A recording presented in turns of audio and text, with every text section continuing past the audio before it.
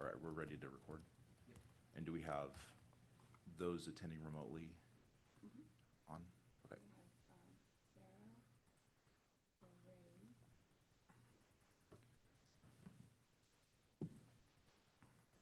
Okay. Okay.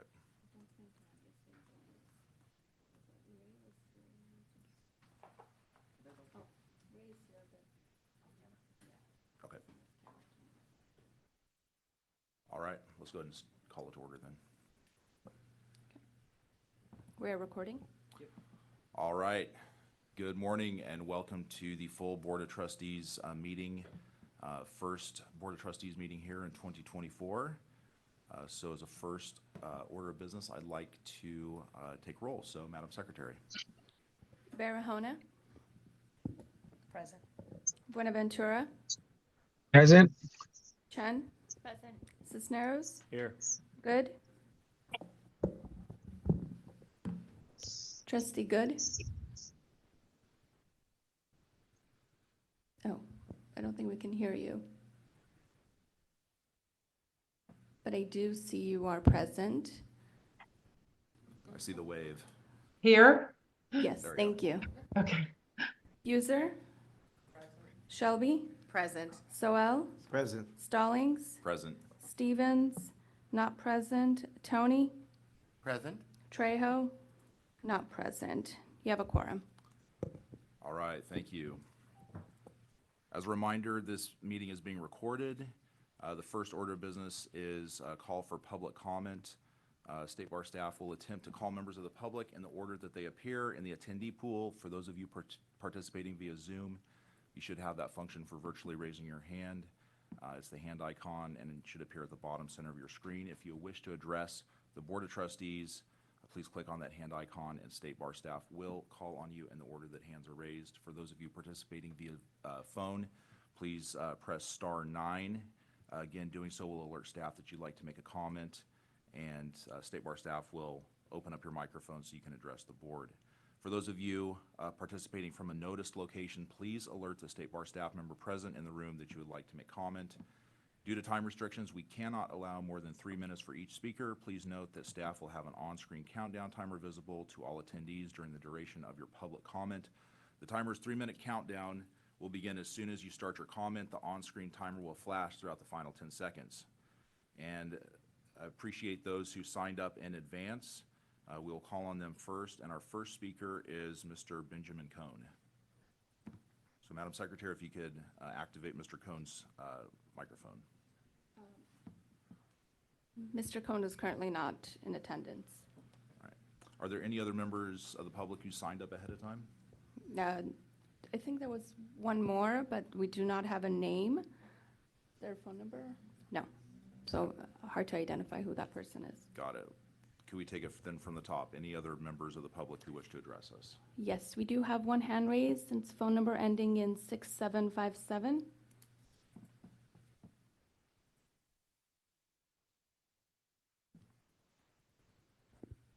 You have been unmuted, so you should be able to address the board. Yes, hi. I'd like to ask on the test locations for the July exam, if that's been finalized yet, if Sacramento is going to be a location or not. All right, sir, we're going to be discussing that a little bit later on in the agenda. Do you have any comments that you wish to make regarding the site locations or anything else on the agenda? Well, regarding that, if Sacramento is going to be a location, I guess I'll have to wait. You said that's going to be brought up today for sure. That's going to be finalized for sure today. There will be a discussion by the board relating to testing sites and testing issues. Right, but when will we know if that's going to be a testing location finalized or not? Well, the board's going to vote on that today. At least that's the anticipation. So then when will we know after that? Today? After the vote? That's the hope. So it's not for sure then we'll know today. Sir, the anticipation is for it to go to a vote today, and if you have any input, then we would appreciate your comments. Okay, so here's what I'll try to add then. Since many locations have been removed for February's exam and likely maybe July as well and going forward, especially Sacramento, since it's always been a location, it puts a big burden on applicants to find another location to commute, pay for transportation, food, gas. We're already paying the increase in fees. So if Sacramento is going to be added in July, but we don't know yet, then I would request that anyone who signed up for the February exam that has to go to another city be honored a full refund if we decide to withdraw from the exam and then extend it to like the end of January or so. Just because this has kind of created a burden for a lot of people to commute to a different city just to take the exam. I realized that from August, the board had already decided to limit testing locations, but when you are unsuccessful in the exam, you wait for results, it's holidays, it's the new year, there's a lot going on, people get sick, people lose jobs, they switch jobs, there's a lot going on. So I think with the testing locations and the increase in fees, I mean, maybe the bar can consider adjusting the deadlines on signing up for the exam, maybe extend it a couple weeks into January. But for this particular one, I think it's a little kind of, it's a unique. All right. Thank you for your comments. They're well taken, and I anticipate having a robust discussion about this. Chair Stallings, Benjamin Cohn is now present. All right. Thank you, Mr. Cohn. Welcome. Thank you. I wanted to start on the similar subject, except as to the July bar exam. There's a presentation for a decision about that exam for today's meeting, and I do want to renew the suggestion that I made, I think, at one of the admission hearings, there be a pilot program for some of the remote testing methods to implement testing accommodations remotely that would need dual cameras.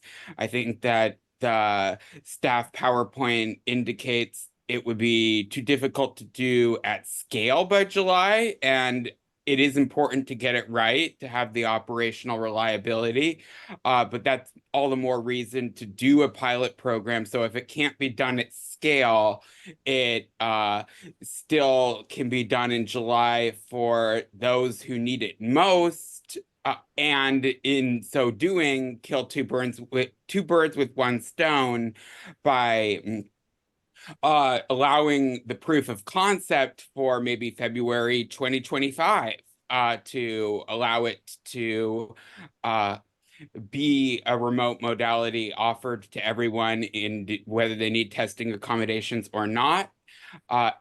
The people who should get, I think, first priority for it are the people who have disability-related safety risks of an in-person exam, who would have the most difficulty with an all in-person format in July, and would suffer from having to defer all the way to 2025 if the pilot program would have limited size.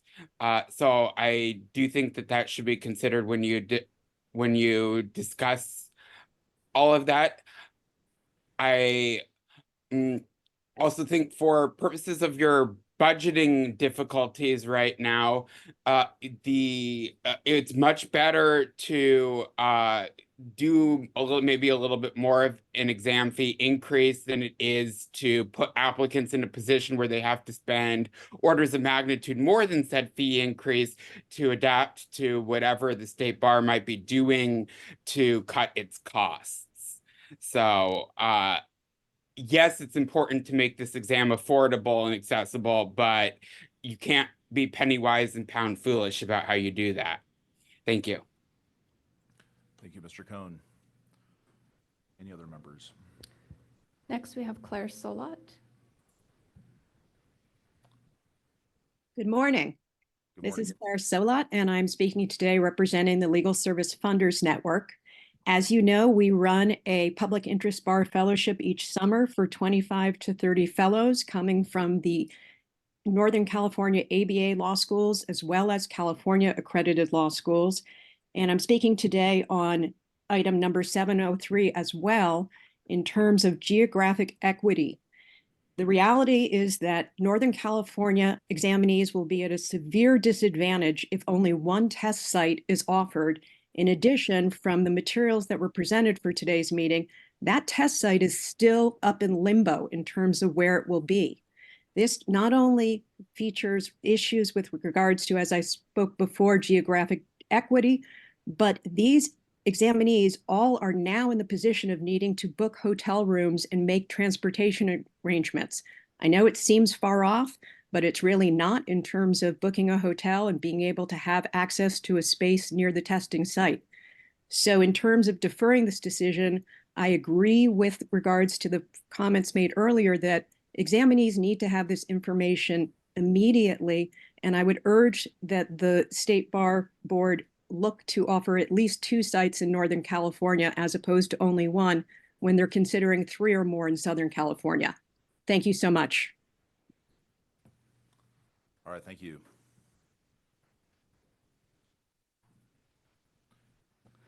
We do not have any additional members of the public wishing to address the board.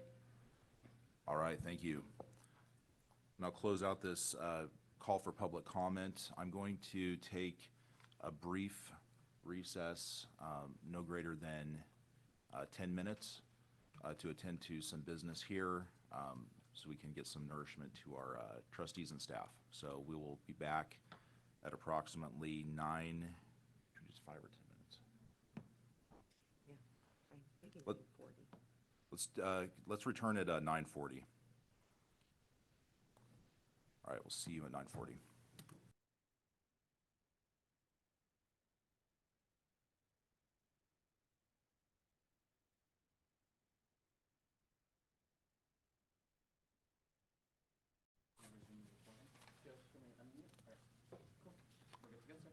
All right, thank you, and thank you to the members of the public who are tuning in and for bearing with us this morning. Got a few scheduling issues. I want to go to the approval of the November 16 through 17, 2023 open session minutes, and ask if there's any members of the board who wish to make any corrections or modifications to these open session minutes.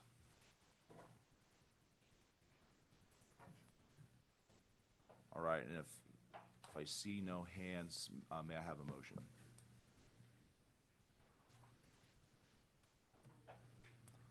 All right, first by trustee Shelby, may I have a second? I don't. Oh, I'm sorry. Oh, you made the first motion? I apologize. First by trustee Huser. I'll second. All right, second by trustee Sowell. If no further discussion, may I have a roll call vote, please? Barahona, Abstain. Buenaventura.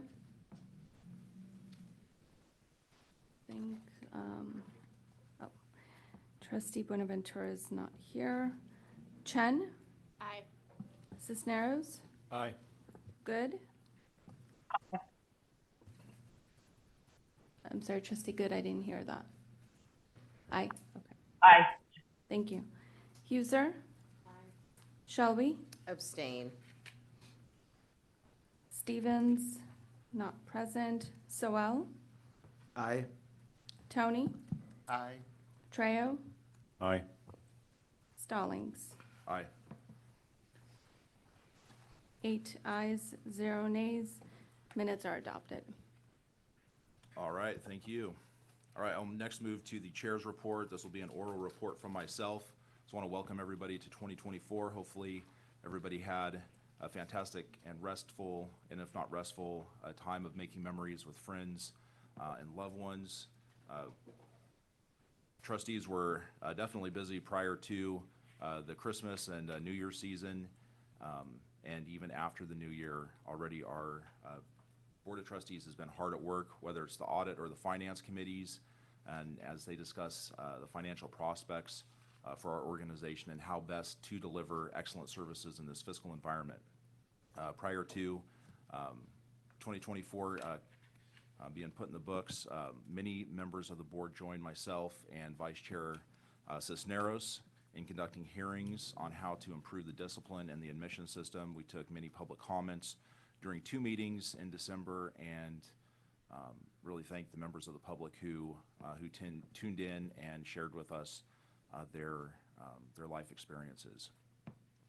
As many people do at the beginning of the year, this board will spend a majority of the meeting over the next couple of days discussing goals for the coming year, strategizing on how best to communicate the State Bar's needs for a fee increase, and taking stock of where we've come from, where we're going, and the best way to continue our trajectory towards organizational greatness and excellence.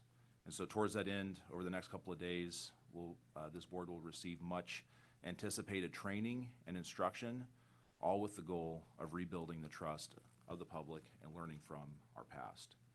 We are happy to welcome Trustees Patricia Barahona and Matea Stevens. Trustee Stevens is unable to join us in person due to pre-existing commitments, but we are delighted to be joined by Trustee Barahona. And so I wanted to give them an opportunity to introduce themselves to the board and to the public. And so if you so desire. Thank you, Mr. Chair. I just wanted to say thank you so much for having me. It's a delight to be here and be in service. I have about 15 years in nonprofit management and leadership experience, so I hope to bring and add some value to the conversations and decisions that are being made. My work every single day is about centering the voices of those most impacted in the decisions that affect their lives. So happy to be here, learn from my colleagues around the table, and add some creative solutions to the challenges that we face. So thank you so much for having me. Really appreciate the staff and the onboarding and the care that they've taken to provide such a thorough experience so far. Thank you so much. Absolutely. I echo those thanks. And just like to thank our appointing authorities for giving us excellent trustees to help in the administration of justice in this important area. So you all are welcome, and look forward to putting you to work. All right, next up is the approval of the committee assignments. The liaison assignments do not require board approval. However, the board will be asked to approve the committee assignments. And if you've had a chance to look at those committee assignments, have any questions about that, in setting up these assignments, I try and take each trustee's work schedule into consideration, as well as various interests. And as always, if any member of the Board of Trustees has any comments that they want to make, as far as overburdened or whatever, definitely want to be conscientious to that. So the additions, as you can see on the Finance Committee, be Trustee Barahona, and then a renumbering of the other trustees on there, and then on the Audit Committee, adding Trustee Barahona and Trustee Stevens.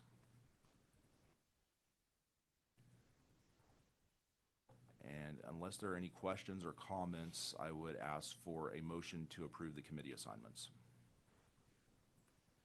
Yes, Trustee Tony. I'm going to support this proposal in front of us. I would like to note that the larger a committee is, the more difficult at times it is to reach quorum. It's just a matter of, and we've had a couple of times where we were at risk of not being able to conduct business because of that.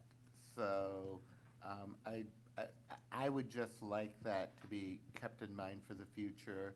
I know that these committees sometimes get adjusted midterm, and I'd just like us to, maybe the committee chairs can communicate to the board chair when that seems to have been an issue, and then you can, as we go on, take that into consideration. But I will support what we have in front of us. Your point is well taken, and I appreciate your continued insight into, what, if any, difficulties or ways to improve the structure. So I do appreciate that. Any other questions or comments? All right, seeing none, may I have a motion? So move. Okay, first by trustee Shelby, Second. second by trustee Tony. No further discussion. May I have a roll call vote, please? Barahona, Aye. Buenaventura, not present. Chen, Aye. Cisneros, Aye. Good, Aye. Huser, Shelby, Aye. Stevens, not present. Soel, Aye. Tony, Aye. Trejo, Aye. Stallings. Aye. 10 ayes, 0 nays, motion carries. Thank you. Want to go just have a brief discussion on the trustee liaison assignments. As you can see from the matrix, I am appointing trustee Stevens to as an admission liaison.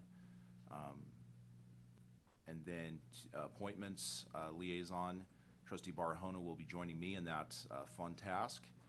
And moving on down to our Jenny, I've assigned trustee Stevens to that along with vice chair Cisneros. And then created a new liaison category, and this is public/private partnerships. And one of the things that has become apparent in some of our board discussions, and really this, have trustee Trejo to thank for this, is leveraging trustees' unique abilities, unique life experiences in order to best communicate with stakeholders and those who wish to partner with us in the pursuit of this organizational excellence. And so there's really not a narrowly defined purpose for this liaison assignment, and really want to give trustees Trejo and Barahona freedom to make this into what you will. And so certainly, I think these liaisons, can act nimbly in matters that arise. And so, look forward to seeing what this, what comes out of these discussions and this liaison assignment. So thank you to both of you for taking this on, and yeah, it's going to be a fun year. I don't know if either one of you want to make any comments about that. No, I was just going to say I look forward to working with trustee Barahona, and I think that, to your point, I think that we're going to need to be nimble, and we're going to need to be educated in a lot of different ways about how to make this organization better. And I think that the more, I think we can both serve as liaison to you as we kind of start making some decisions, or maybe start considering some options. Absolutely. Thank you. All right. All right. That concludes the chair's report. I would like to move on to item 41, which is our executive director's report. All right, I'll be similarly brief. I also want to welcome our new board members. In the conversations we've had thus far, I'm really confident about the value and energy you're going to bring to the role, so thank you so much. I want to wish the board a happy new year and say that I really appreciate you for the work that you do. I know that you all have really busy lives. You're busy professionally, personally, and some of you have faced some significant, personal challenges in the past year and recently, and yet you always show up for us. And I just wanted to start the new year by saying thank you, that you're recognized and appreciated.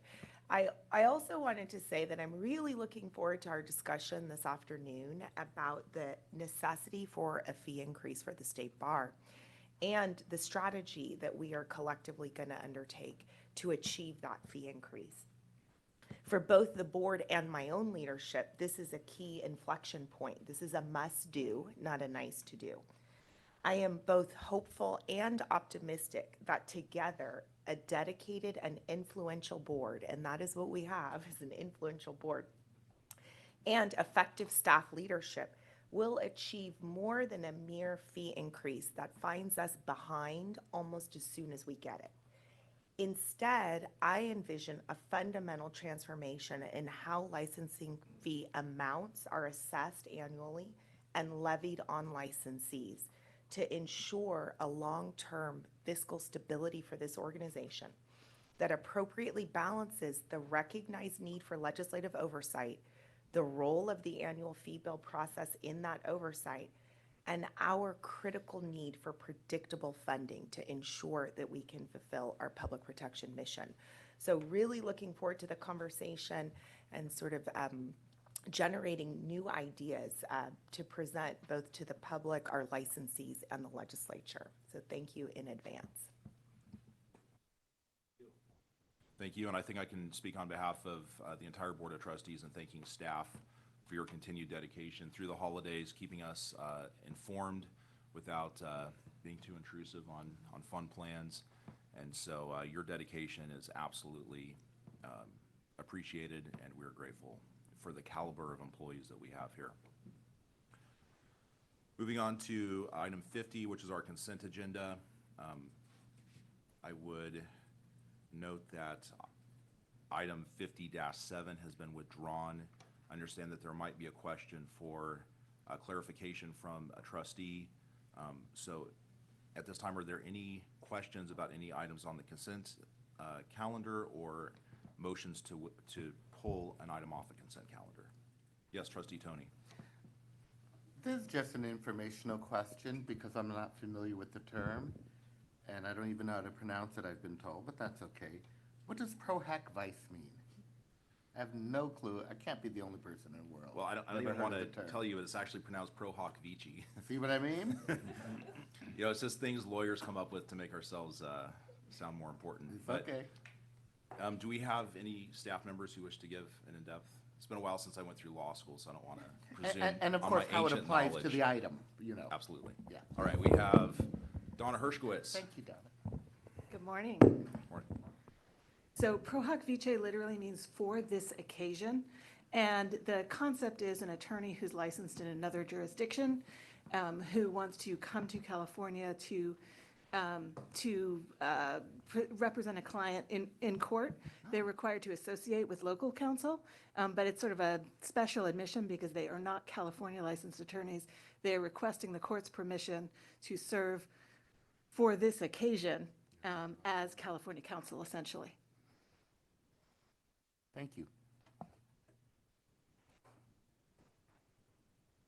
All right, and then any other action, Trustee Tony, that you'd wish to take on that specific item? Thank you very much. My question was answered. All right, thank you. Any other trustees wish to pull an item off of consent? All right, seeing none, may I have a motion? I'll move the consent agenda. First by Trustee Tony, may I have a second? Second. All right, second by Trustee Chin. May I have a roll call vote, please? Barahona, Aye. Buenaventura, not present. Chen, Aye. Cisneros, Aye. Good, Aye. Huser, Shelby, Aye. Stevens, not present. Soel, Aye. Tony, Aye. Trejo, Aye. Stallings. Aye. 10 ayes, 0 nays, motion carries. Thank you. We'll now move on to the 700 calendar of our agenda. First with item 701. This is proposed changes to conflict of interest code for designated employees of the State Bar. of California. This is a return from public comment and a request for adoption. And I believe that we have two presenters. We have General Counsel Lean Deftian and then Brady Dewar. Welcome and Happy New Year. Happy New Year. Sorry, it just took a second to be promoted as panelist. Good morning, everybody. This item seeks approval of the updated conflict of interest code for designated employees of the State Bar after its circulation for public comment. The code, the updated code is essentially the same as the conflict of interest code for the trustees, which was approved by the Supreme Court in November. The primary differences are that this code lists various particular employee, volunteer, or contractor positions that are covered instead of just board members for the Board of Trustees code. And for each of those positions, it specifies the types of financial interests that must be disclosed on the Form 700s filed by each position.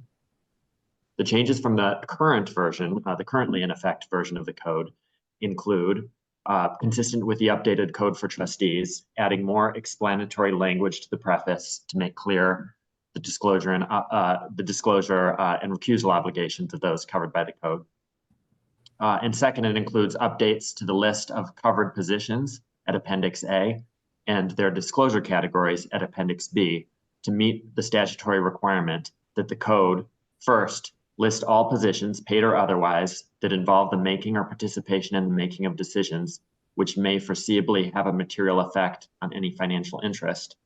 And second, for each position to list the specific types of investments, business positions, interests in real property, and sources of income which may foreseeably be affected by any decision made by people in that particular position, and which would therefore be a reportable financial interest. The updates include new and changed employee titles. The change also includes, for the first time, specifically enumerating Special Deputy Trial Counsels and the Special Deputy Trial Counsel Administrator in the code. It also includes increasing the disclosure obligations for the 5 sub-entities that were already covered by previous versions of the code to match their decision-making responsibilities. And finally, it adds 2 sub-entities that were not previously covered by the code, COPRAC and JENI, the Judicial Nominees Evaluation Commission. This item was circulated for a 45-day public comment period after the November 2023 board meeting. And as discussed in the agenda item, there were 3 comments received, only one of which was responsive. That public comment was received by a member of JENI who requested that JENI members not be named in the code because they are volunteers and not state employees, because JENI has its own policies requiring recusal where there are conflicts, and because the burden of compliance would chill commission participation. We recognize and appreciate this comment, but we do not recommend removing JENI members from the COI code. First of all, JENI and COPRAC were both added to the code, which for years had already covered members of 5 other sub-entities, because they are positions that make decisions with a reasonably foreseeable material impact on various financial interests. Therefore, pursuant to statute, they are positions that should be covered. Second, the law does not limit coverage of conflict of interest codes to paid employees on its face, and is also made clear by FPPC guidance materials. Covers any position, paid or unpaid, that makes a decision that can affect financial interests. And finally, we note that the reporting level required of JENI members is low. It's only disclosure categories 2 and 13. Disclosure category 2 is essentially the California legal industry. In other words, the universe from which candidates whom JENI evaluates comes from. And category 13 is a catch-all category that essentially requires them, a JENI member and others under that disclosure category, to report a financial interest if a decision comes before the person that materially impacts that financial interest. So in other words, if a conflict arises due to a financial interest, category 13 requires that to be reported in the next Form 700. So as such, given these reporting levels, the compliance burden should be minimal, much less we note than the compliance burden for trustees and senior staff who have much broader disclosure categories.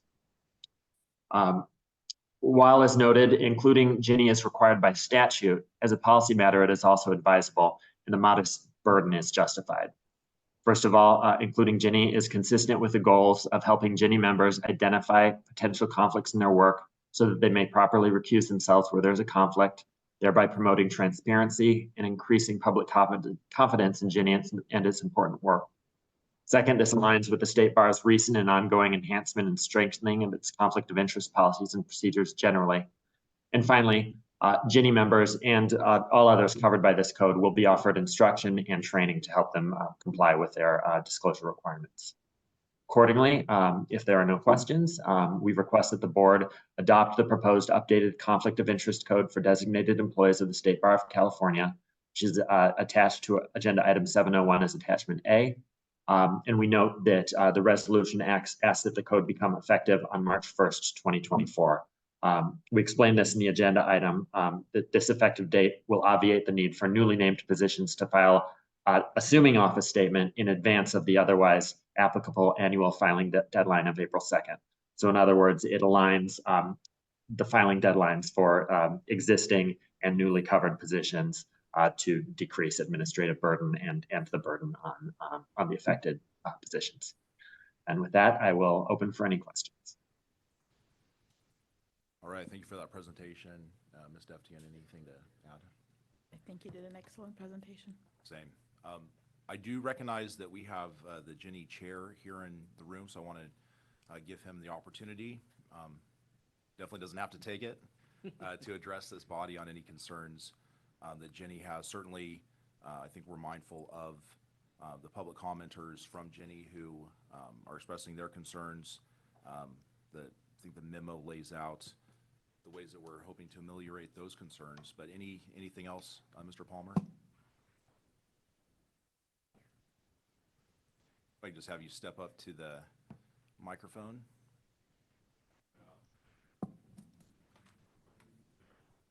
Good morning.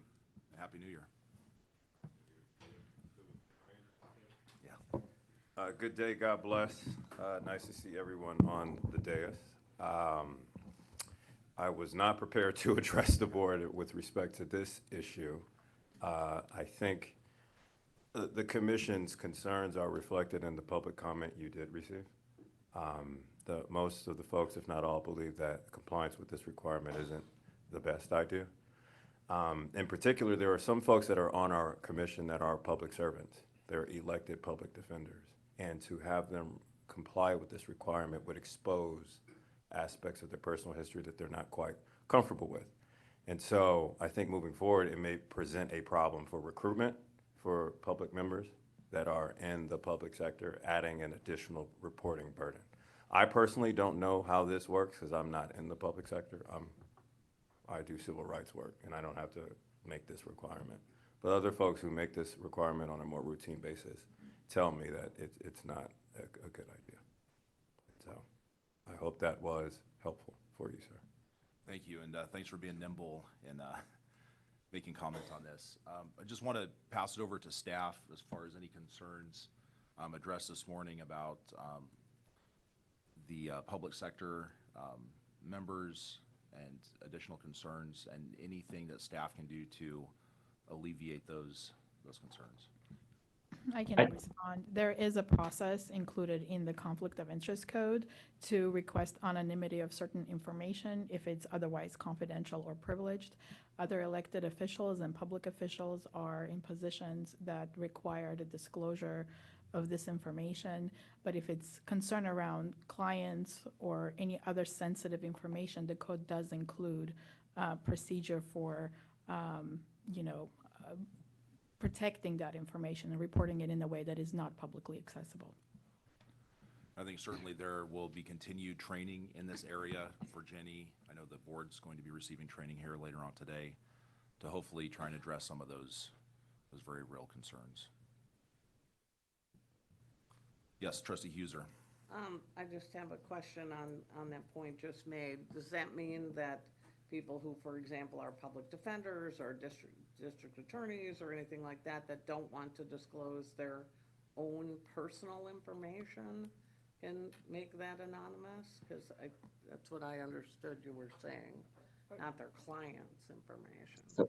So I mean, no one is required to report their personal home addresses or anything of that nature, right?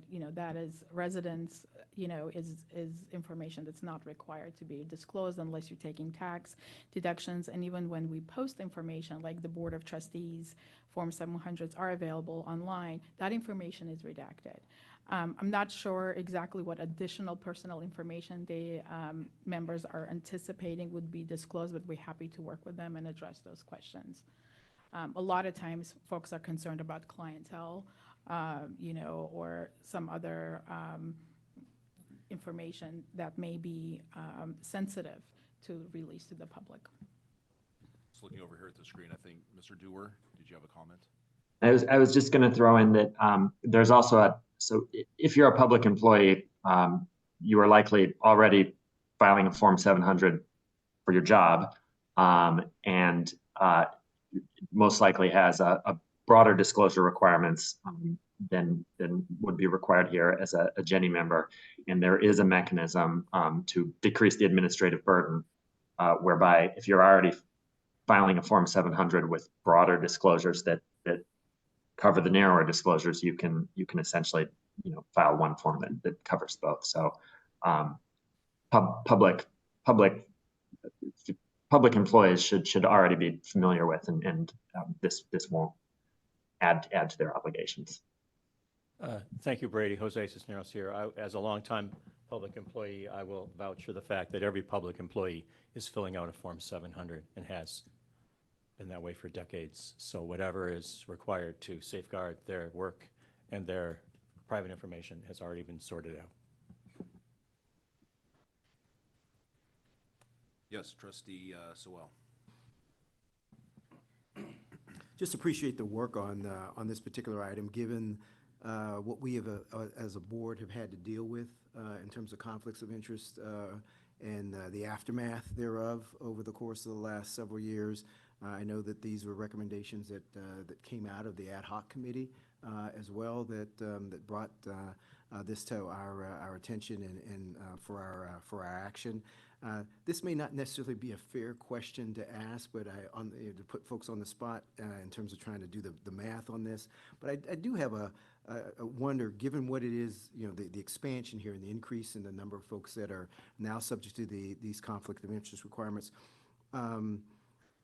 What sort of percentage of the universe of sort of the bar's own staff, as well as sort of what the bar touches, do you think are now subject to these conflict of interest requirements? I'd have to defer to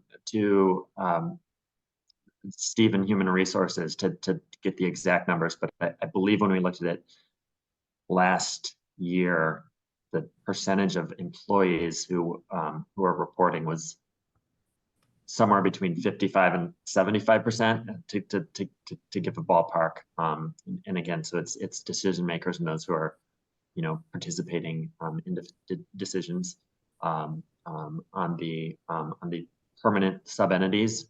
Now all are covered except for COAF, which is purely advisory and does not actually make any decisions, but writes reports for the board's important work, but not actually making decisions that affect the finances of others.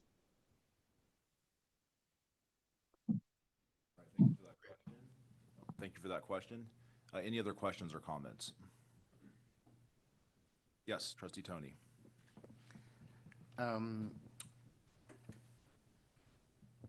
We're doing a lot of work. We've been doing a lot of work on conflicts of interest, both for designated employees and for the Board of Trustees ourselves. And I don't need chapter and verse, but I'd like to know, are there any major differences between what we're voting on today and what applies to the Board of Trustees, or are they essentially parallel? They're essentially parallel, except whereas the Board of Trustees, there's one position and you all have the same 3 disclosure categories, which are very broad because they cover everything that the State Bar does. In this code, it's the same code, but there are dozens of different positions listed, And each of those positions has some combination of disclosure categories, which, go from are industry based, and, senior positions are disclosing at the same level as the Board of Trustees, whereas positions with narrower authority, such as Jenny, are only, disclosing, for instance, here, legal. Fair enough. That answers my question. The comment I have is that I have been, the conflicts of interest policy has been one of my top priorities since I was appointed. And I have been very critical of many of what I feel are lapses in policy. And I have to say today, I have not one complaint, not one issue that I feel has been overlooked. And I just really want to thank the work of particularly the staff, but also my fellow trustees who have been in agreement that we need stronger checks and balances to prevent what has happened in the past from happening in the future. And I am thrilled to support this in its entirety without reservation today. All right, thank you. Any other questions or comments? All right, seeing none, may I have a motion? And actually, could we put the resolution up on the screen? Thank you. I'd be happy to move the adoption and changes of the Conflict of Interest Code for designated employees. All right, thank you. First by Trustee Tony. Do I have a second? Second. Who wants to take that one? All right. I heard Trustee Sewell first, so I'll go with that. Any other discussion prior to taking a roll call vote? All right, seeing none, may I have a roll call? Barahona, Aye. Buenaventura, Aye. Chen, Aye. Cisneros, Aye. Good, Aye. Huser, Aye. Shelby, Aye. Stevens, not present, Soel, Aye. Tony, Aye. Trejo, Aye. Stallings. Aye. 11 ayes, 0 nays, motion carries. All right, thank you to staff, and I would echo comments previously made about the continuing work of the State Bar to address these very vital areas and to continue to instill trust in our profession. So thank you to all who've collaborated on this. I want to turn next to item 702, and this is the Judicial Nominees Evaluation Commission Task Force. These are proposed revisions to rules. This is a return from public comment and a request for adoption. And presenting, we have Deputy Chief of Programs, Bridget Grammy, and our Jenny Chair, Justin Palmer. So Still here. welcome. Still here. Still ready to go. Love the energy. All right. Who would like to start? I'll go ahead and start, and then I'll have Justin make his comments. So thank you very much. This is a request that the board adopt a package of rules that will amend the Jenny operating procedures. This is the work of a task force, including with Vice Chair Jose Cisneros, that helped us to come up with mostly rules that are just conforming Jenny procedures to the way that we've been operating most recently. We released it for a 45-day public comment period. We only received 3 comments that were summarized in the item for you today. Really, the only substantive comment that we received was with respect to one particular rule. It's Rule 7.52. And the commission, or the task force, recommended that the board release 2 options for that particular rule. This rule currently requires that all judicial candidates be interviewed in person. And since the pandemic, we have not been doing that. We've been doing the judicial candidate interviews on Zoom. But the rule actually requires that it happen in person. So the task force had a discussion about whether we should maintain that rule, which is option 1, or whether we should, have some kind of different arrangement that would preserve the ability to conduct these interviews remotely, particularly in light of of our budgetary concerns. Staff estimates it's about $149,000 to go back to in-person interviews just for the travel costs that are involved in conducting those interviews. And so we came up with a compromise option 2, which was recommended by one of the task force members, which would be to resume the in-person interviews for Supreme Court and appellate court candidates, and then maintain the Zoom interviews for the majority of the candidates that are considered each cycle from the Superior Court. And so, Justin, I'll let you comment on what your recommendation is. Hi, again. I don't have much to add beyond what Bridget said. I think the two options presented to you, leadership endorses the second option, which is preserving in-person interviews for appellate courts, candidates and Supreme Court candidates. If I had my own druthers, I would want everybody interviewed in person. But I think the compromise solution that is before you represents the understanding of the reality that we're in more leaner financial times, and that to preserve the integrity of interviews and making a connection with folks who are making decisions in our communities and allowing for an in-person dynamic to persist in the short term, hopefully we can maintain that practice. And then hopefully, I heard Leah earlier say about the fee increase, when we get a little bit more money, we can revisit this discussion and return to in-person interviews for all candidates. I think I have luckily been a part of both. I joined Jenny in 2020, months before the pandemic began. There was a brief stint, maybe I think a cycle or two, where we had in-person interviews. And I can tell you, comparing the in-person dynamic to Zoom, there's absolutely no, it's night and day, the connection that you make.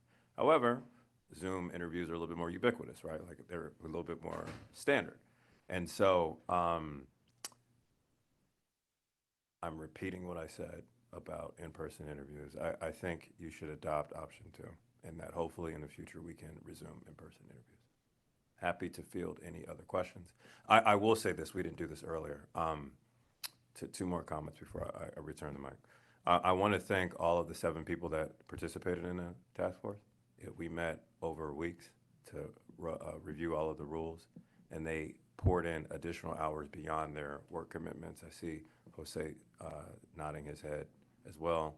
But it was a really, really good working group of folks on a volunteer basis, and I wanted to publicly acknowledge them in this forum. The second thing is, I think the task force report and where we are now, I said this during our November meeting, but it's a reflection of the change in temperature from where we first began.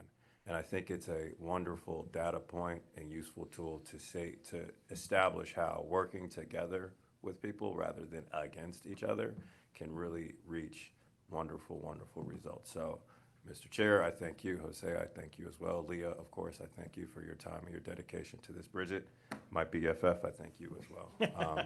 Happy to answer any other questions you guys might have. I will just add, this, as you can tell, and as those trustees who were here earlier this year heard public comments, this in-person interview is something that's very important to the Jenny process. People have really strong feelings about it.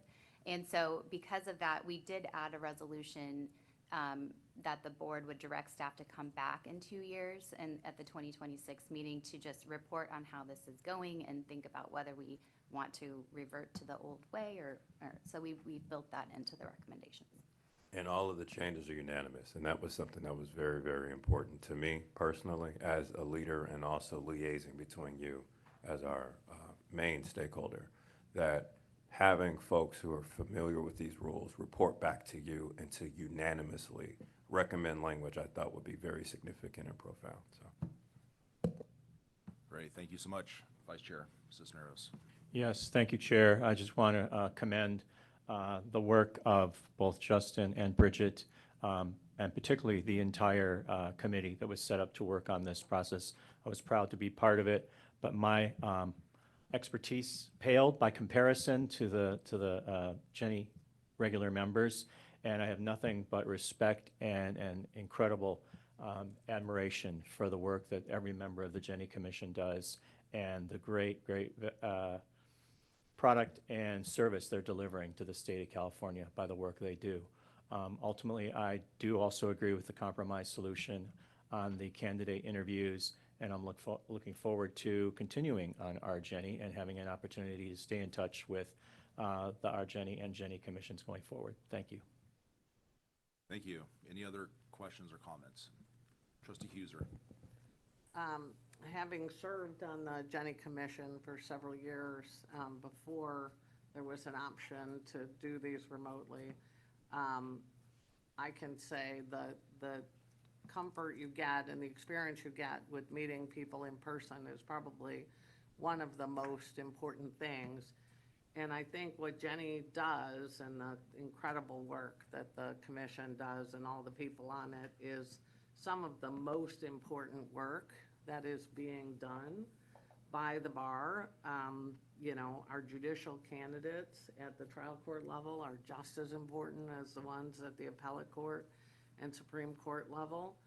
I personally think it is very important to at least provide, you know, some budget so that there can be an option to have in-person meetings. You know, I hate it to be a, you know, hard and fast rule that all trial court candidates will be proceeding remotely because many are local to the commissioners, things like that. So hopefully there is some discretion to have some, but I think this is, you know, I will again defer to the task force and to the joint, you know, collection of views and the, you know, option suggested here, but I personally think it is a mistake not to have these in person based on my experience and the value that brings. The interview with the person is 90% of the process.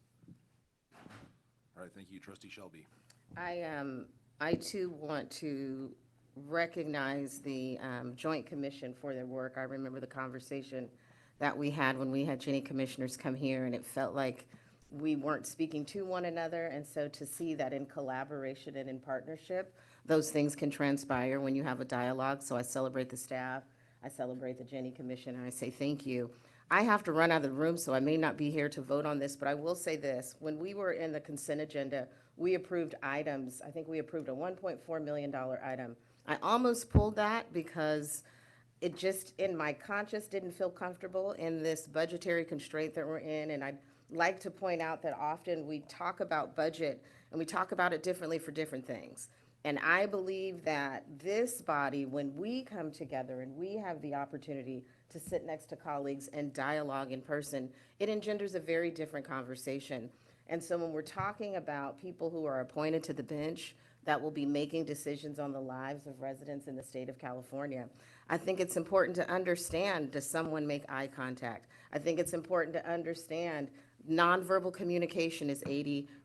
You know, I've sat around this dais for 3 years, and I talk about optics, narrative, and relationships. And so I would be in support if I have to take a very key meeting, but I would be in support of continuing with in-person for all the meetings. I feel like 100,000 and some change is something that can be found in the budget. And ultimately, as a gubernatorial appointee, what would really be wonderful, even though we find ourselves in a significant budget crisis, not the one that we had anticipated 65, I think now it's only 39.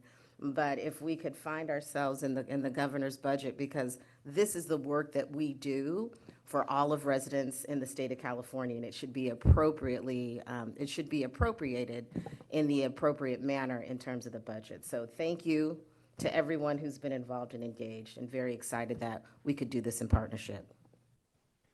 All right, thank you. Any other questions or comments? Yes, Trustee Barahona. Yeah, Bridget, I know you mentioned circling back in 2 years, so thank you for the work that's happened and occurred, but given the importance and what's been shared already, should we come back to this sooner? I guess my question is, was the 2 years a specific timeline you all discussed? The reason I made that recommendation was because if we are successful in getting a fee increase, that wouldn't go into effect until January, a year from now. And then I don't think it would give us enough time to really assess. So that was why I recommended the 2 years. Thank you so much. Trustee Tony. I appreciate very much that we are being brought two proposals that, you know, two scenarios to consider. I am very much in support of option one, and for a few reasons. One is I haven't heard people make the argument, and I think it's hard to make, that Zoom is better than in person. That's not what's driving this. This is being driven by budget considerations, not by considerations of everyone coming to a realization that Zoom is better than in person. I think there's a strong experience that in-person interviews are superior, not only from Jenny, as Trustee Huser did share her lived experience as a member of the Jenny Commission. Everybody around this table has been involved in hiring decisions and interviews. I am certain of that. And I ask you to reflect on your own experience. And we all have done it on Zoom too, because we had to, okay? There was no choice. So when you have to, okay? We adapt. But as Trustee Shelby said, the ability of us to conduct business in person is very different when we had to conduct business strictly by Zoom. And here's the other thing that happens. When we make cuts like this in our budget, we then show the legislature, I'm on the Finance Committee, what we present to the legislature is an artificially constricted budget, a budget that does not actually represent what we need to do, what the State Bar needs to do in order to fulfill its mission and meet its obligations. The Jenny Commission is a statutory obligation for the State Bar.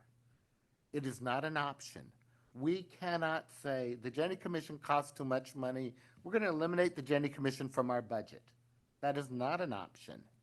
And so I feel pretty strongly that because the judges do hold the fate of people in their hands, and particularly people who don't have the money to hire private representation, who at best have a public or other, pro bono defense where they're very vulnerable. Gosh, to me, judges are some of the most powerful people in communities, particularly for communities of color and low-income communities that just happen to show up in front of judges way more. I don't know why that is. It's little things like if you ever go to traffic court, you wonder, like, where are all the white people? They're not in traffic court. You go to municipal court. The white people don't go to municipal court, okay? It's like when you show up, you're like saying, like, where is everybody? It's black and brown people that are crowding, so much at the court. So that's what I think about, and that's why I want the Jenny Commission to have every tool at their disposal to do the best evaluation of judges' recommendations for what's going to be best for society. I strongly will support option one. I want to just clarify a few things and remind the board of some history here.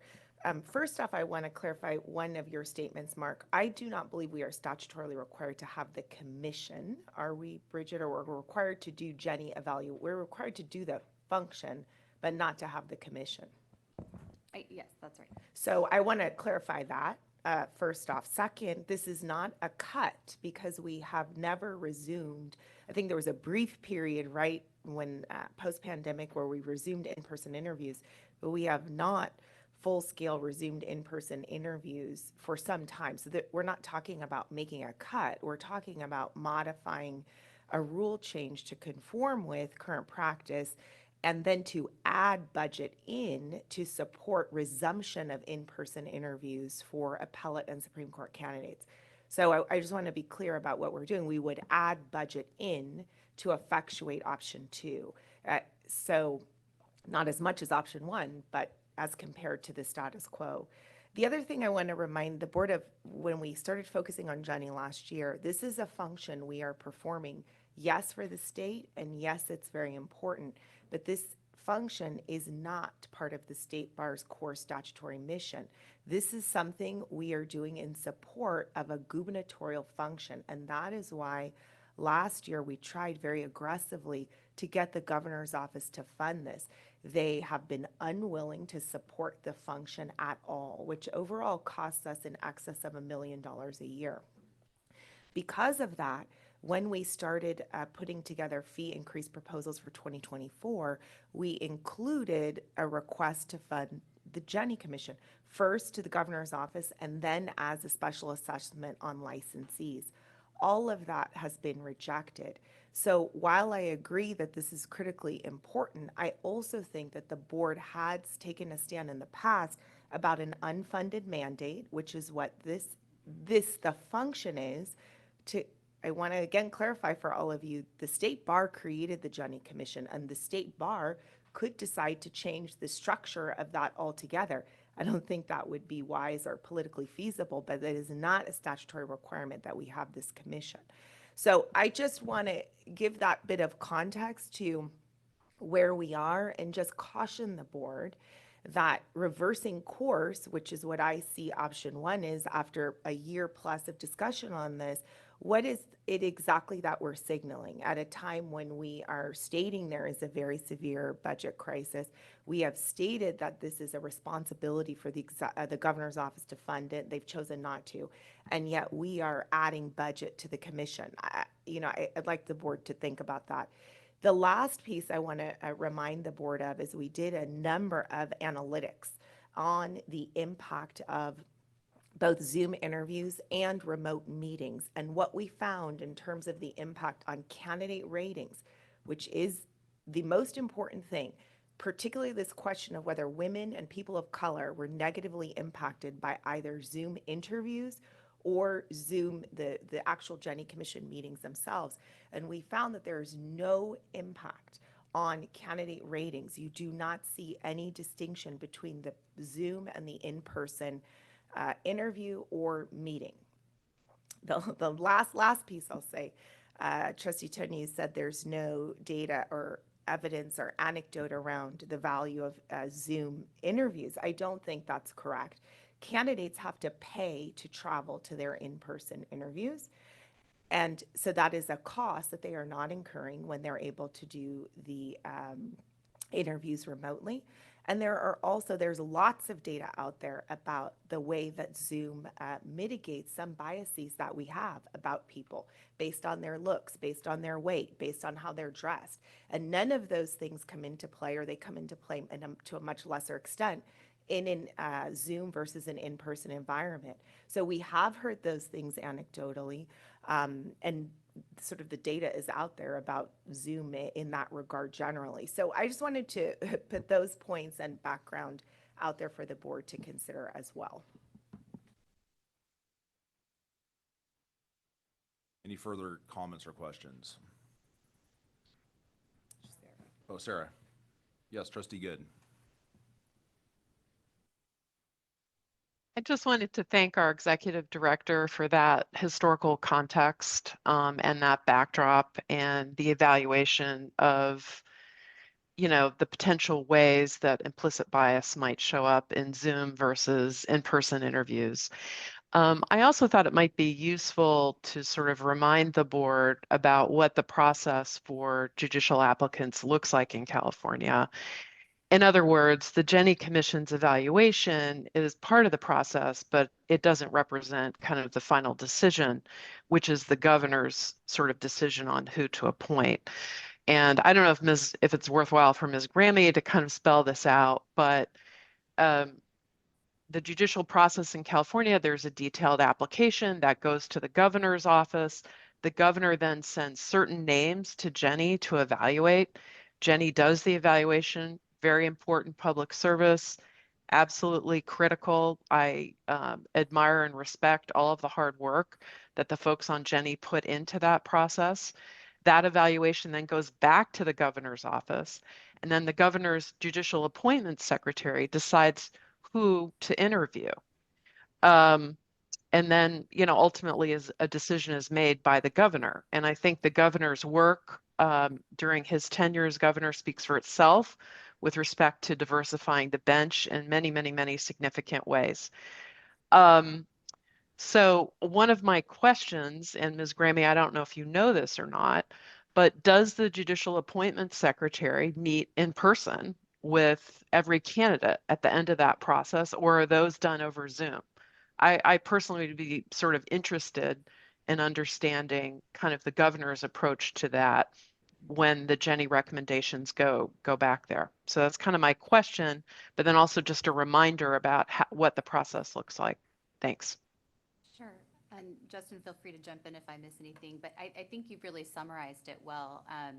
The only other thing about it, that the Jenny Commission is not the only group that is evaluating the candidate. So there are, I forget what they're called now, but there are other local evaluation commissions as well. So I know the governor takes multiple evaluation recommendations into account when he's making his decision, although I do know he obviously greatly values the recommendations of the Jenny Commission.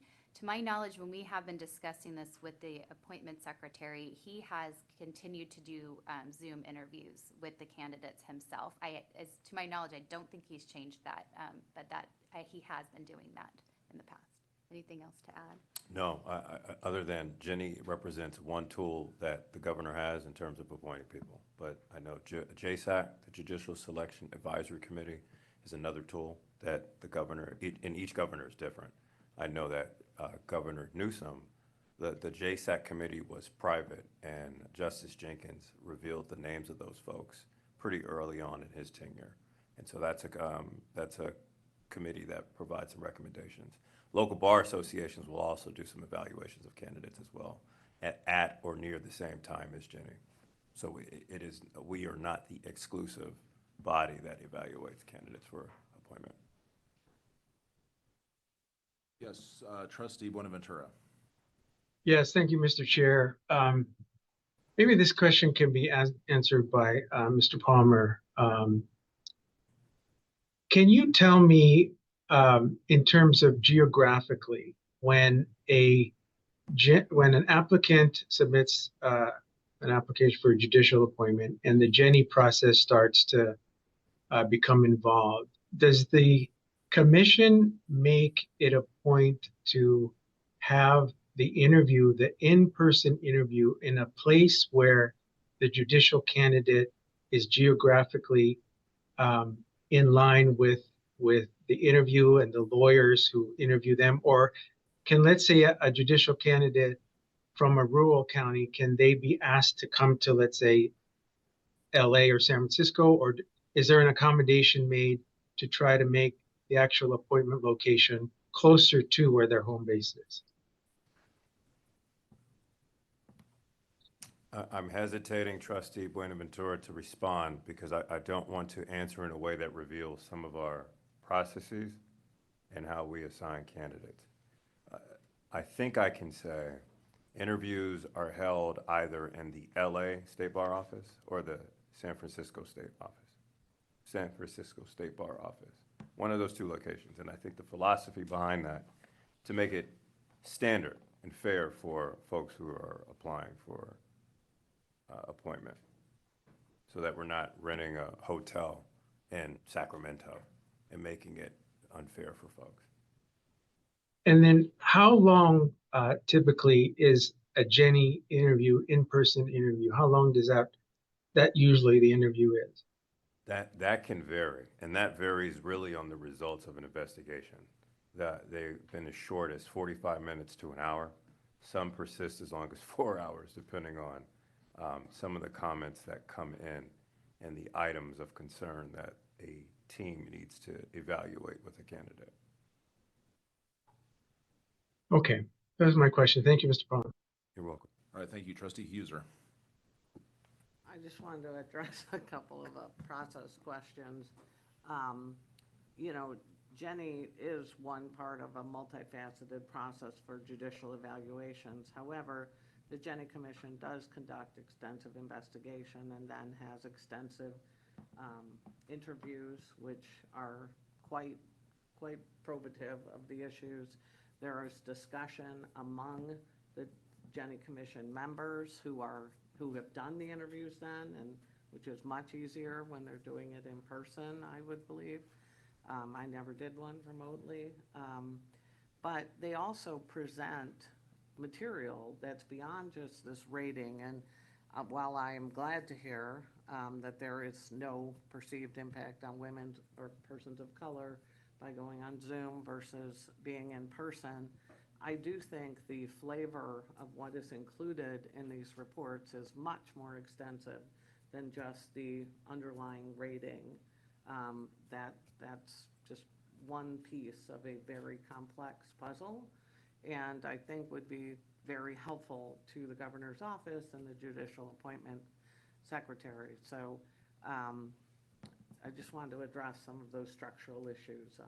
I continue to believe in-person meetings are extremely important, and I believe Trustee Tony's comments about these are some of the most important appointments for people who their only intersection with the lawyers and the judiciary is a really tough time sometimes, and we have the obligation to make sure that those judges on that line are really the best of the best. And I believe they are. I believe the Jenny Commission and the governor's office do an exceptional job. And anything that's going to minimize that, in my mind, would be tragic. Any other questions or comments? I try not to interject myself into debates early on, and I certainly appreciate the differing viewpoints that I've heard this morning, and certainly this is ground that I think has been contemplated for the past year and a half as we've set up this working group, as we've assigned individuals who have a unique set of life experiences to try and come up with a compromise. And I would like to absolutely recognize that hard work and really meeting in the middle. As I see, as I look at the data as presented by Leah, as I look at the just the various factors that we have to grapple with the budget, with balancing budgetary concerns, with excellence of work product. To me, the option two, as put forth by the task force, really I think straddles that line and really tries to weigh both and give equal consideration. I'll just say anecdotally, I've not served on Jenny. I've spoken with applicants, I've spoken with commission members, and there really is a support for the use of Zoom and for how it opens up geographic areas. And certainly my bias is towards rural areas. I'm from Kern County, and I've seen how technology has been used to expand those territories. I've spoken with applicants about how they appreciate having a little bit more flexibility, and certainly some applicants may not have the freedom to take a full day off or have the economic options to fly to another location. And so I see the use of technology in this area as a further way to diversify our bench. And I can speak anecdotally from Kern County is that we've seen some incredibly diverse candidates appointed in the past year as Governor Newsom seeks to make sure that our bench reflects the rich diversity of our state. And so I've seen that happen in Kern County, and certainly Governor Newsom's track record in appointing bench officers throughout California, I think, speaks for itself. I do want to, again, reflect the comments and then reflect them back on those who put in tremendous amounts of work. Justin Palmer, just in taking, in addition to everything else that you have on your plate, Vice Chair Cisneros, in coming up with this compromise, and certainly staff. I think that compromise is really reflected in the resolution as stated, and I would ask for a motion to approve the resolution. Before you, Mr. Chair. Yes, trustee Bonaventura. So let me just say that I am I'm on the fence here, and I thought the comments by Trustee Hauser and uh, some of the issues that she represented, I think are real and true, and I can see them being an issue. Trustee Tony also, I thought, made some really good points.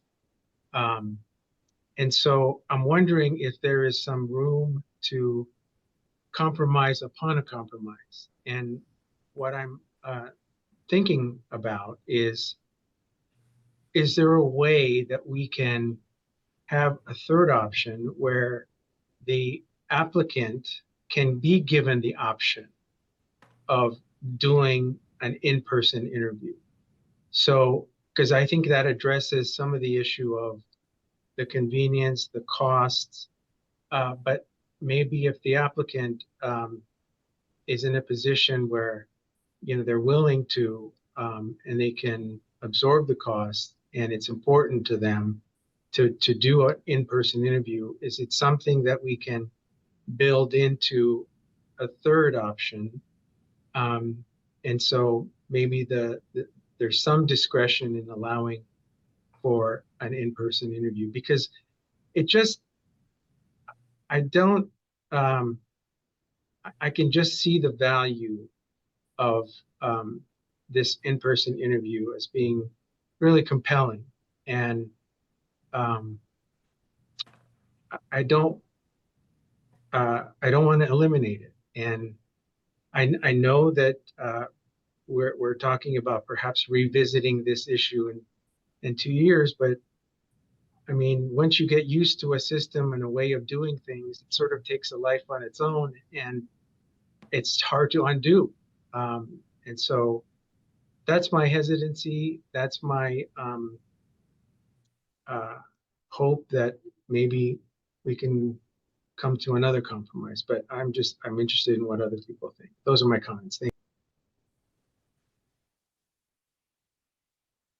If there's any staff who wish to address the compromise position and fiscal impacts and any sort of, I don't know if there's any due process issues to take into account. Yeah, I would just, again, I want to emphasize this is not a change. We are currently doing all interviews by Zoom.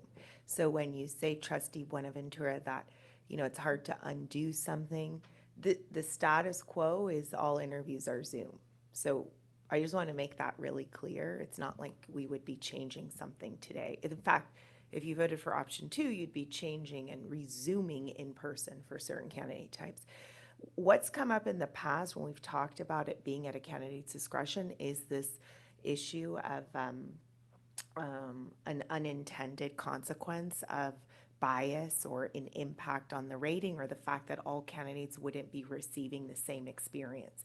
So that has come up before, and I think that's the concern. In addition to, it's difficult to know how to budget or account for that, but I think the first concern is the bigger concern, that then you aren't providing everybody with a consistent experience. So that's, and I don't know, Bridget, if you want to add anything. Those were the 2 points I would raise. The only other thing that I was wondering from a, procedural standpoint is whether we would have, if that's substantive enough to what went out for public comment, if we'd have to go back out for more public comment, if we made that change.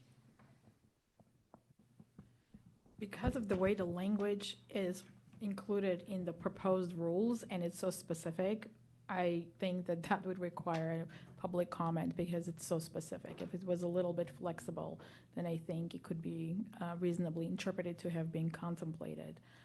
But the option 2 is pretty specific. Yes, Trustee Tony.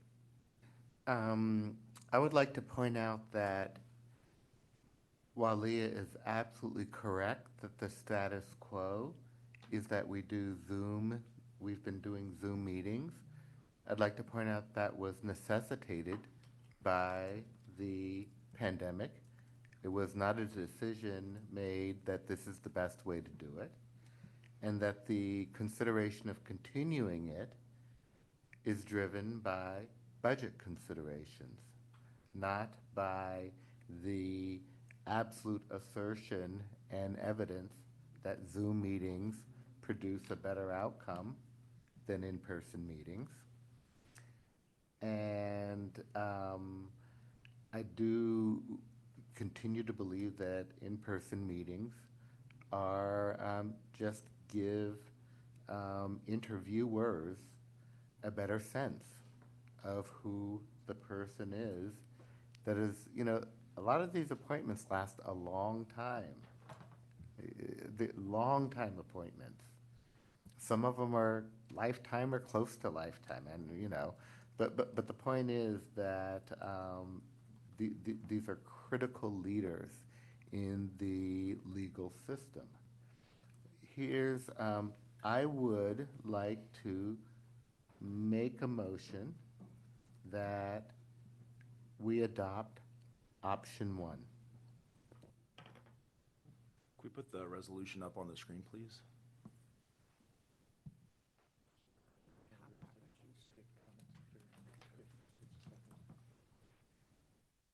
All right, so I'm going to type out the motion as it's been made.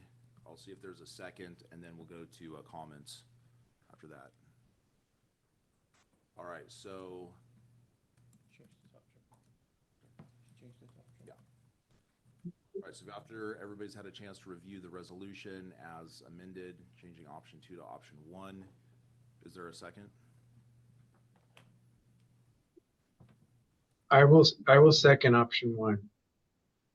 All right, first by trustee Tony, second by trustee Buenaventura. Any comments? Trustee Good. So the problem that I'm having is that Ms. Grammy stated that Governor Newsom's judicial appointment secretary conducts his one-on-ones with judicial candidates over Zoom and has made that determination to not do it in person. And it's very hard to square that with putting to one side the budgetary constraints, which are severe. It's very hard to square that with having Jenny conduct all of its work in person. If the governor's judicial appointment secretary has kind of made that determination, and moreover, if the governor's office has made the determination that they don't want to fund Jenny doing these in person, which was the executive director's point.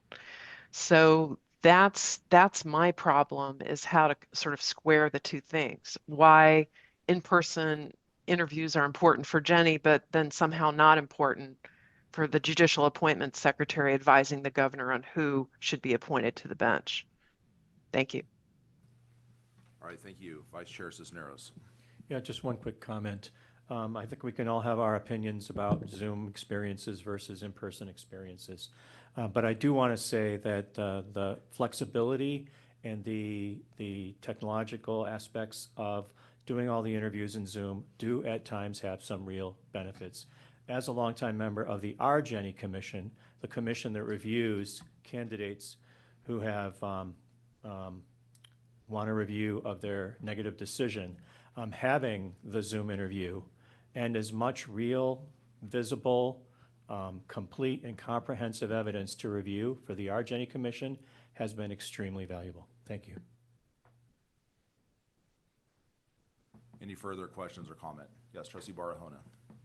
Yeah, I mean, I think given that this is an unfunded mandate, and we are in the position that we find ourselves in, I think option 2, given a task force was put together, extensive time and hours were used to work this through, and we're conforming to a current practice, I don't see why we would not move forward with option 2. I understand trustee Huser's and Tony's comments and the importance, and do not disagree with that. But I think given the other facts and the background that we've been provided, I think it would discount the number of hours that's gone into this. And I do think this is where this public-private partnerships opportunity lies. If the governor is not covering the cost of this, I think there is others that can. outside of the governor's office to be able to resume in 2 years when we've seen some of the data and understand some of the positive and both negative impacts that may occur, that we can, in that time frame, understand, are there other places that we can identify resources to ensure in person, let's presume, is sort of brought back as a key need. I just would hate for us to spend time sort of flipping this if we've had a task force already that's decided on this. We've had real clear background that points in the direction of option 2, and this is an unfunded mandate. It is not, I don't disagree about its importance, but it is unfunded, and we are covering sort of the burden of some of that cost in this. It just doesn't, that to me, I think, Trustee Good, when you raised how do we square this, it doesn't make sense to me that we would go back to option 1, or we would be moving in that direction. So I would propose that we kind of think about, A, the background, the data that we have, the budget deficit that we find ourselves in, the fact that a task force has committed extensive hours and time to discuss this and get to a compromised position and conform to current practice, that we move forward with option 2. Thank you. Yes, Trustee Sowell. First of all, I just want to once again sort of echo the good work that was done on this, and the work on the part of the committee that was put together, and the recommendations that have come forward.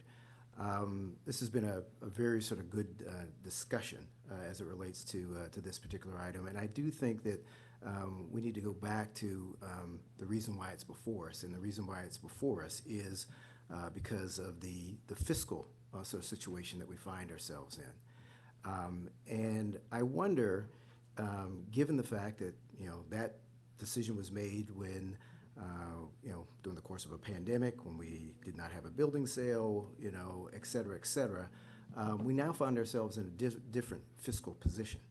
And it's not a fiscal position that is necessarily has been, everything is essentially changed, but we are in a better fiscal position. And I want to go back to a comment that Trustee Barahona made regarding timing and this 2-year sort of period. We are in the process right now of starting negotiations with the legislature about our budget and a potential fee increase. I had a conversation just the other day with members of both the Assembly Judiciary staff and the Senate Judiciary staff, and one of the things that they made very clear to us was that when we come back to them with a fee increase, that they want to see specific sort of fee increments attached to specifically the programs or policies. And I just wonder whether or not this was not articulated in those discussions that we had at that particular point in time, but on a going forward basis, we're going to have to delineate that. And this is something that clearly could be delineated in that request. And the conversation then would be a conversation about whether or not that is something that they believe and deem to be something that should be a part of a fee increase or not part of a fee increase. And so I'm just wondering whether or not, from a timing standpoint, does all this have to be decided today? Or could there be some decisions that are made today, but those decisions would be on a much more sort of expedited sort of return for discussion type basis prior to a 2-year return to discussion? I'm not sure I understand the question. In the deck that's been posted for the afternoon discussion on the fee increase, we do have an annotation or a question mark about whether or not the board wants to include funding for Jenny in the fee increase request. So that's been explicitly called out for the board to address, and that would be both the incremental growth associated with, for example, a return to all in-person interviews, or if the board wanted to pursue a fee increase, a request associated with funding Jenny altogether itself. So that is on the table for discussion this afternoon. So Leah, I'm going to interrupt you here, but to say then why do we need to make this determination now if we're going to be having that discussion? You really don't, except that the current practice is in contravention to the rule. The rule says all interviews must be in person. Interviews are not in person. Right. So that's it. You know, we have our GC here. I don't know what the risk is to the organization of continuing to have a practice that is counter to the rule. We've been doing it for a long time now. So, you know, perhaps we could just postpone this altogether until, you know, by the fall, we will know what is approved in our fee for our fee increase, right? The time the fee bill has to move off of the governor's desk. So we could schedule this to come back as early as November, for example. We'd see, and maybe that is a way of accelerating the 2-year review. Basically, we leave things as they are until we see where we land with the fee increase, and perhaps try to make an amendment for 2025. Based on what you just said, Leah, that would mean that we would still be conducting business as the way we're conducting it now, which would mean all via Zoom, correct? Yes. And that would potentially put us in some jeopardy. What? Uh, You mean yeah. because of the rule? Yeah. We've been doing it for a long time now, so no. We've also taken into consideration the meaning of unusual circumstances that's currently in the rule. And given the budgetary constraints, that's one factor that could be considered, but it's obviously not one that could be, one that is temporal. And for that reason, the rules changes were advanced to kind of clarify that, but unusual circumstances have been interpreted and can still be reasonably interpreted to take into account budgetary constraints. And so the chair of Jenny has taken that into consideration as these meetings are proceeding. But again, this cannot be a permanent solution. Rules should be amended to address this issue. May I add something parenthetically? Yes. Because I'm not on your table. I have, during my term, found that there's an unusual circumstance, and I had requested staff allow for Zoom interviews during the year. I'm out of here in 4 months. But Chaya, the next chair, has also pledged to do Zoom interviews. So at least for that time period that you're referencing up until November, there would be no risk in terms of issues. A candidate could say, hey, look, this unusual circumstance issue doesn't really make sense. I believe that the issues with the budget would qualify for that, but I leave that to more capable minds like yourself.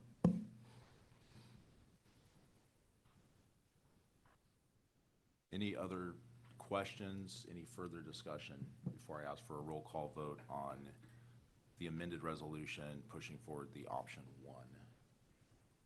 Trustee Huser. Sorry, I just can't help myself.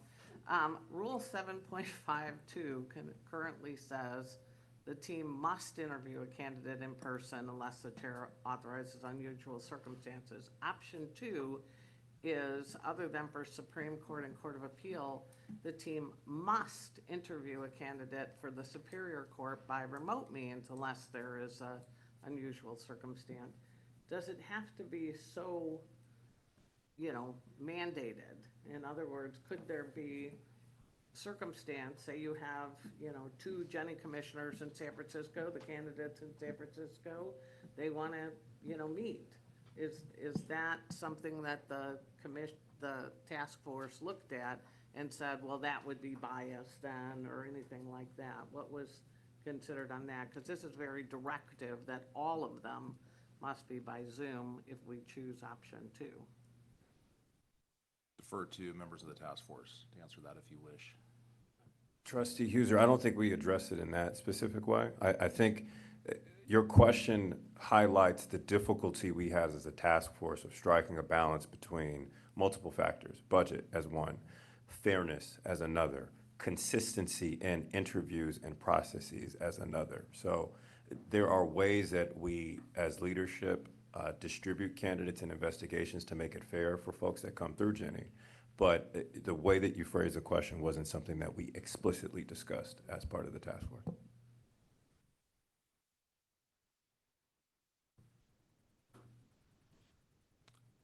Any further questions or discussion? All right, if not, may I have the roll call? Barahona, Can you remind me which option we are on now? Sorry, this is the amended option, option number 1, as amended by trustee Tony.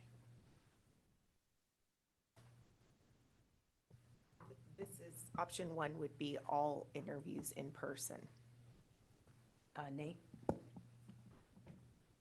Buenaventura, Aye. Chen, No. Cisneros, No. Good, No. Huser, Shelby, Aye. Stevens, not present. Soel,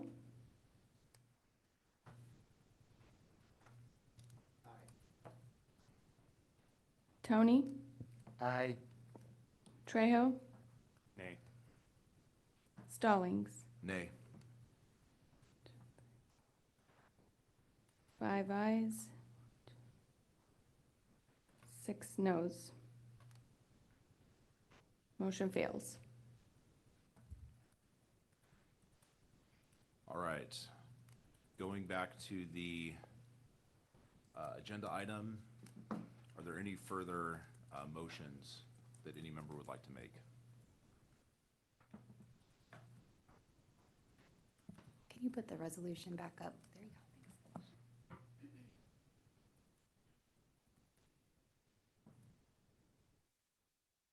So moved. All right. So this is with option 2, as recommended by the task force. Vice Chair Cisneros makes the motion. Is there a second?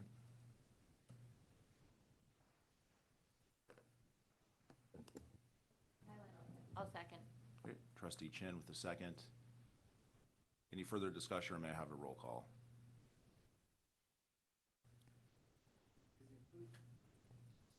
Yes, Trustee Sewell. Included in this motion is the 2-year a part of this motion?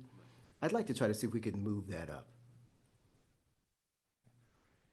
And I think, I don't know, Bridget, if you want to address that any further. I know that there was a question about with the fee increase and just being able to get the necessary data and bring forth a resolution. Yeah, that was my recommendation for to have an extra year to see how, to gather the data and see how it works. But, so that was my recommendation for the 2 years. Because we would only have a year with a different fee structure in place. I think if it helps to advance this, we can come back to the board in November, at the November 2025 meeting to see where we are vis-a-vis the 2025 licensing fee. Yeah, 2024 meeting, Okay. yeah, November 2024, to see where we are.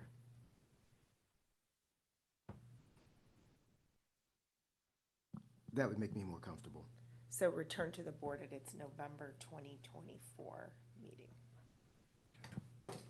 All right, so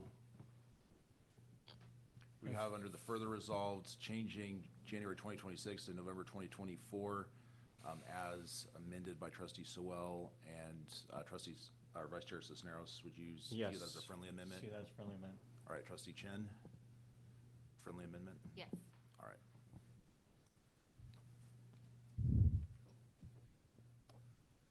All right, we have a first and a second. Any further discussion? I have the roll call. Barahona, Aye. Buenaventura, Aye. Chen, Aye. Cisneros, Aye. Good, Aye.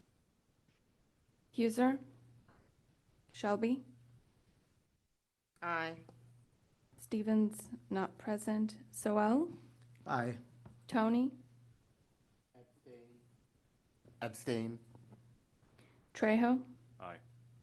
Stallings. Aye. 10 ayes, 1 abstain. Motion carries. All right. Chair Palmer, thank you so much for being here, for all of your excellent work. Please pass along to the entire Jenny Commission the thanks of the board for the incredible amount of work that you have put out. And so best of luck in your next 4 months, and look forward to seeing you here soon, hopefully. And to staff, Bridget, thank you so much. And everybody who's involved, especially Vice Chair Cisneros. I think just even our discussion here as a board, trying to find middle ground, really highlights the depth of importance that the Ginny Commission, I guess, holds in our mind, and the care that we take in all of these matters. And I hope that the governor's office hears this, hears it loud and clear, that this is an unfunded liability. It's one that the State Bar happily embraces, but a workman is worthy of his hire, and we appreciate any support. So once again, Chair Palmer, thank you so much. 15 minutes, we'll go to court. Hopefully via Zoom.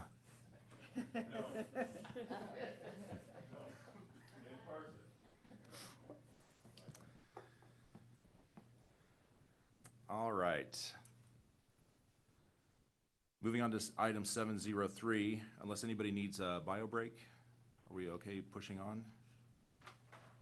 All right, seeing no hands, we'll revisit this after the item. 703 is approval of July 2024 bar exam administration and testing locations. This is approval of related contracts pursuant to Business and Professions Code 6008.6. And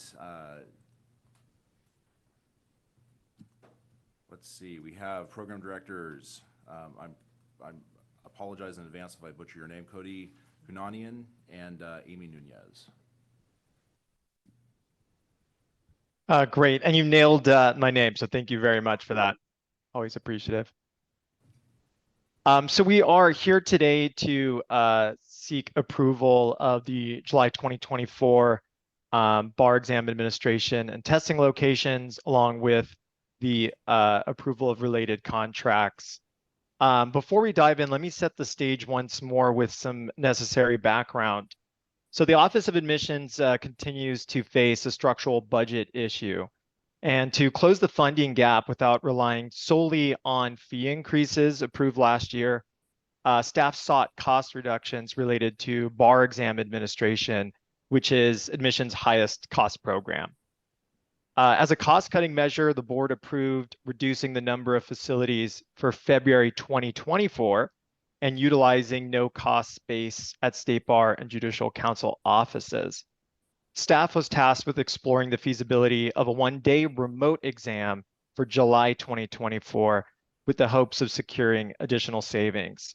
And to be clear, the term one-day remote exam, what we mean by that is the written component of the exam would be administered remotely online, and the multiple choice component would be administered in person at a facility. In doing this research, staff also considered other important considerations, including exam security, integrity, ensuring access for applicants with disabilities, and limiting technological and administration risks. In November, we came to the board to present an update on our research up to that time. And today we would like to share our findings and make a final recommendation to the board.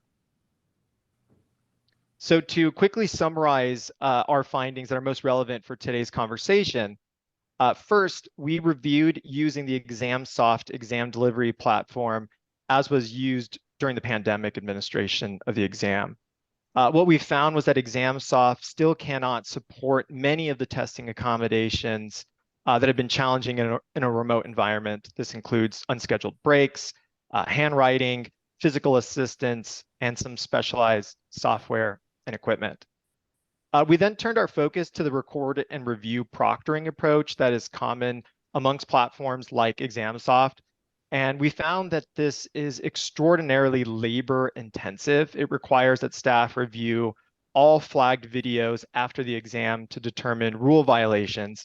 And in a one-day remote model, this would be on top of kind of the standard procedure for reviewing rule violations for the second component, which is in person. And so we determined that this labor is a large hidden cost that's not included in our cost estimate models. It's also an approach that's prone to error and does not fully satisfy the exam security needs. Next, we reviewed new technologies and new approaches that offer dual camera live proctoring, which proved promising.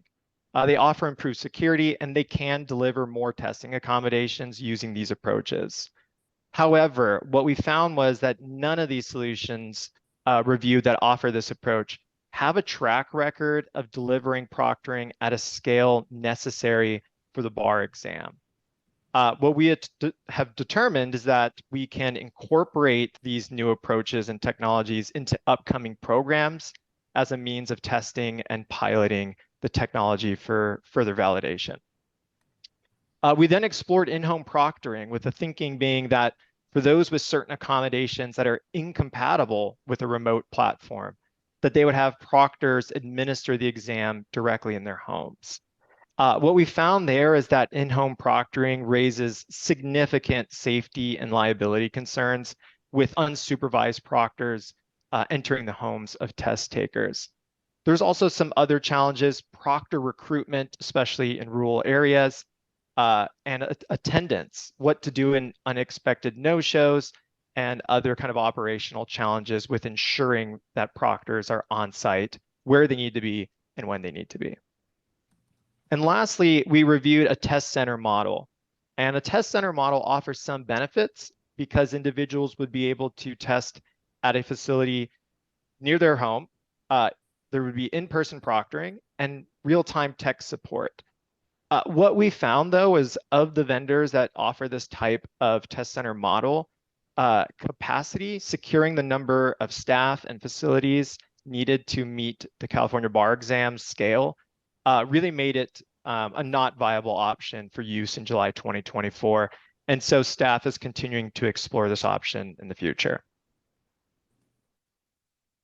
So given these findings, it is our recommendation that the best approach now is to continue with the in-person reduced number of facilities model that is being used in February 2024. What this would mean in July 2024 is that we reduce the number of contracted facilities to 8, down from 13 last year. And we would incorporate the no-charge space provided by the State Bar, Judicial Council, and perhaps the University of San Diego. Recent updates that are reflected on this table that are not included in the written item that was posted are twofold. First, staff has confirmed the use of the Oakland Convention Center and the grounds in Sacramento as a replacement for Cow Palace in Daly City. This would allow us to offer a large standard test taker site for the Sacramento area and Northern California, roughly about 2,000 seats. We've also confirmed the Olympic Training Center facility in the San Diego area. This is a large indoor facility that seats over 500 individuals. So how do we get to this recommendation? We believe that the reduced facilities model is the best balance between necessary cost savings and the other considerations that I mentioned prior. We acknowledge, based on our estimates, the one-day remote models do offer the potential for significant additional cost savings, but we believe that all the options reviewed thus far are not viable for July 2024. And I'd like to just summarize once more the challenges that we feel should be acknowledged. So first, the one-day remote models present a high risk of technological error as well as exam administration error. There's a limited compatibility with testing accommodations. In some models, there's an inability to scale up to meet the needs of the bar exam. Exam security and integrity issues stemming from certain proctoring approaches remain. There are hidden costs related to personnel needs. And to just simply put, the risks are high and the ability to satisfy considerations outside of cost savings is low. So what we would like to bring to the board today are the list of facilities that we would like approval for. Next to each facility is the contracting needs that we are seeking approval for. And I should be clear that whether the board adopts our recommendation of the reduced number of facilities model or another approach, these facilities will be required. So approval today is quite essential.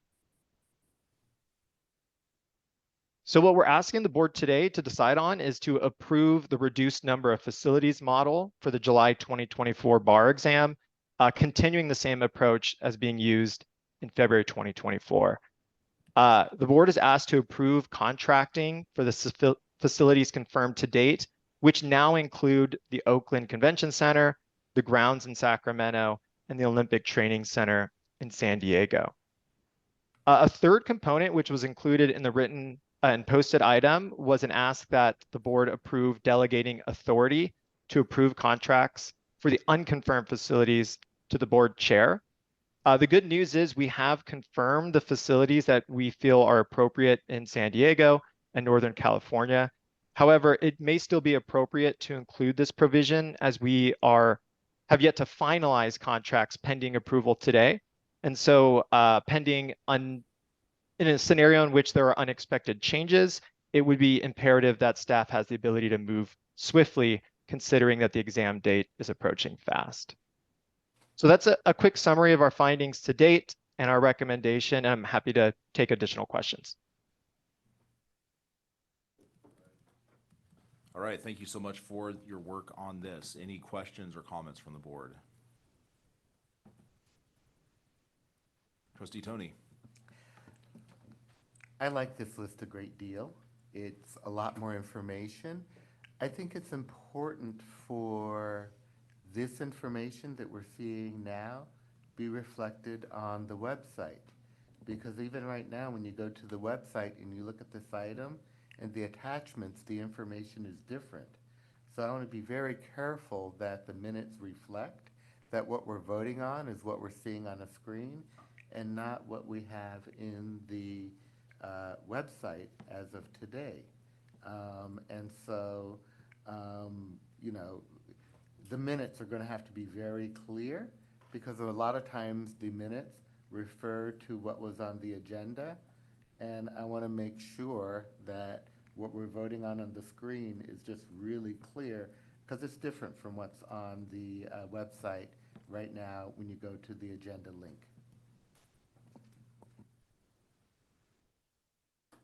So I think the resolution list that the reduced number of facilities model is described above is clear to me. I don't know if there's any further clarification. I think that admissions, and I believe this was referenced in the written item itself, that there might be updates to the posted material provided at the board meeting, given that this kind of getting information from the various sites was a moving target and a process.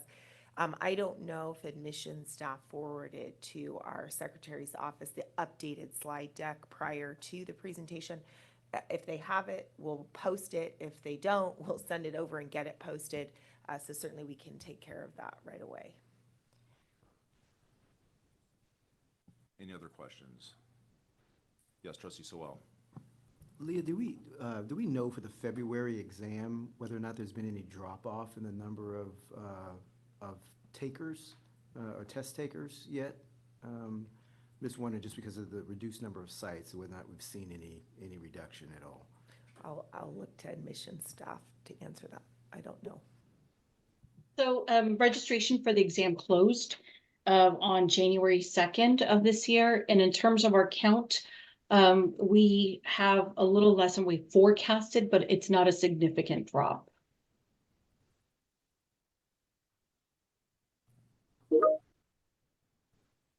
It's more than we had in, I do want to note that it is more than we had in 2023, but it's not what we originally forecasted by a couple hundred applicants.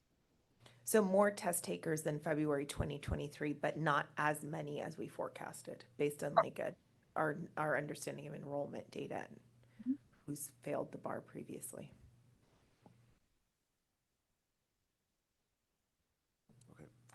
I just had a question that kind of takes into account one of our public commenters and their concern about having to switch travel plans.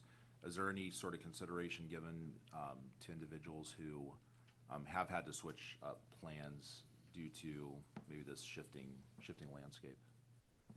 We did want to add that. I think to be responsive to the public comments that we received today, we could look into the possibility of maybe issuing credits to those that were impacted by the lack of Northern California sites, so that the applicants could be issued credit for from the February 24 exam to July 2024. That possibility exists out there, if we want to do that. The one thing is that if we allowed this, I think it'd be important to establish a deadline, because a lot of the behind the scenes work requires us to have final head counts, for example, to ensure that we have a sufficient number of proctors. One of the things that was due yesterday is, for example, is the number of MBE booklets. So having an accurate head count is important. So I think I want to recommend if we can look into the possibility of issuing those credits. I just think that we would also at the same time request that we have a deadline established as to how much time we want to offer applicants to take that offer up. That is to have the ability to request a credit to switch from February to taking that exam in July. I know this is maybe putting you guys on the spot, but do you have a recommendation for a potential deadline? Yes, I do. I think it would be great for us, or what's doable for us is maybe offering February 2nd. That would allow our applicants 2 weeks to make that change. And what we could do to be proactive is email all the applicants that are currently registered for the exam to offer that. We could note it on the admissions landing page. We could add it to the February 2024 FAQ, and even post it in our social media, State Bar social media outlets, just to inform people and give everybody 2 weeks, so that the deadline would be February 2nd. As it is now, we send weekly emails starting this Friday.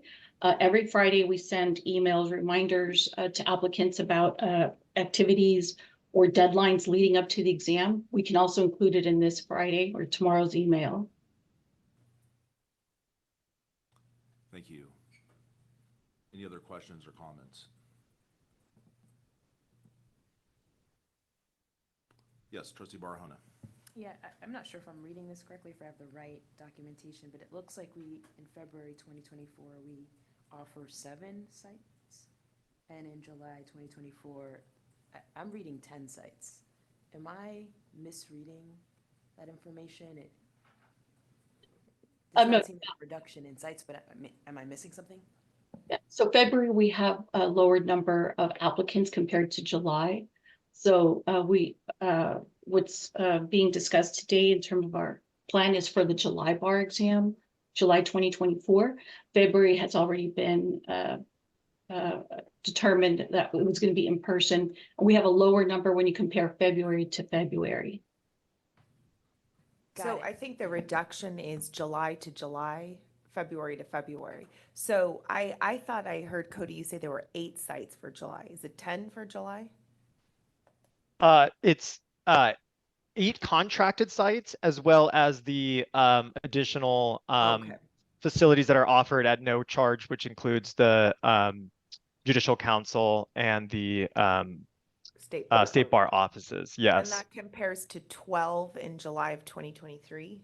13 in All right, so July that's the 2023. So that's the, 13. yes, exactly. The comparison should be from July to July administration, because as Amy noted, February is consistently smaller than July. And so the number of facilities is always smaller in February.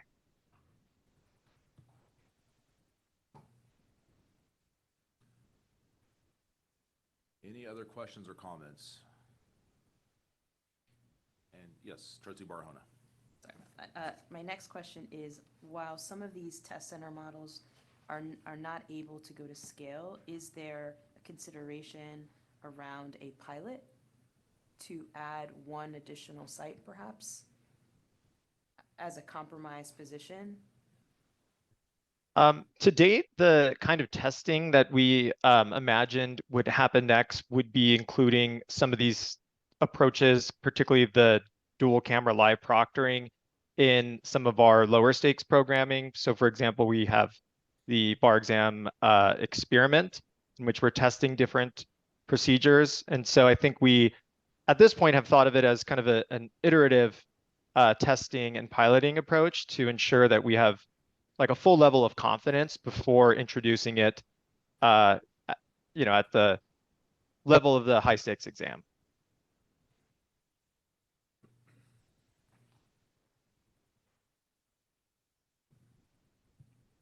All right. Trustee Barahona, did that answer your question? It did. It did make me think, though, it sounds like you won't have any conclusive information ahead of the July exam to be able to say, yes, we can add this as a pilot, because we've tested it pretty comprehensively. I guess that's my next question. Yeah, I think that's fair to say. I think the time window that we imagine would be necessary to fully test this in a way that is satisfactory is beyond July 2024. And I just want to clarify that that we're talking about, I think staff, is remote, not the test center model. So those are two different models. To my knowledge, and correct me if I'm wrong, team, we are not testing the test center model. Correct. The test center model is promising. That, by just sheer requirement of the number of facilities and staff, cannot be implemented in July 2024. And so we're continuing to work with certain vendors and research this topic for a future administration. But that model, test center model, is completely precluded from being a viable option in July 2024.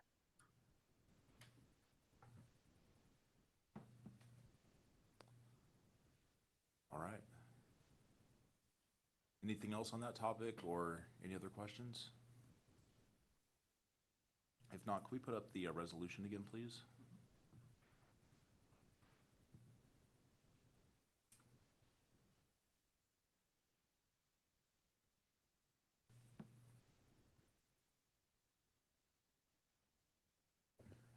Would you also please put up table 1 so we can see what the actual locations once again, please?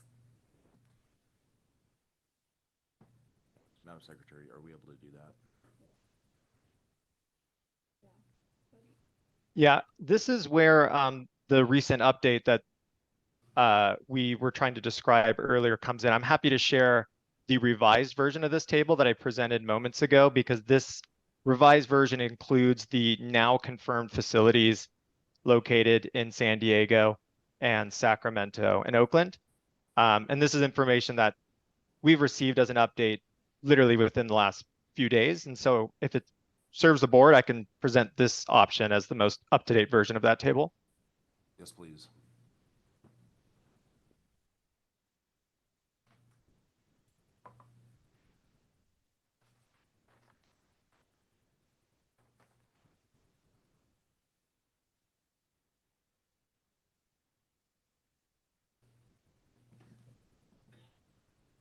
So this represents the entire list of confirmed facilities as of today.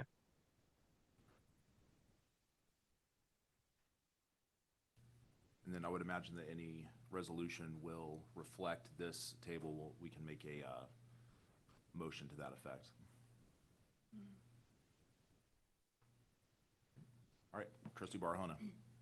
Sorry, so this does, the addition of Oakland and Sacramento does address the public commenter earlier on around Northern California.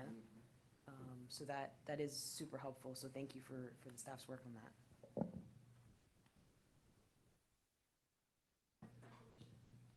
Yes, Trustee, Ms. Hershkowitz. You want to point us to the second resolution?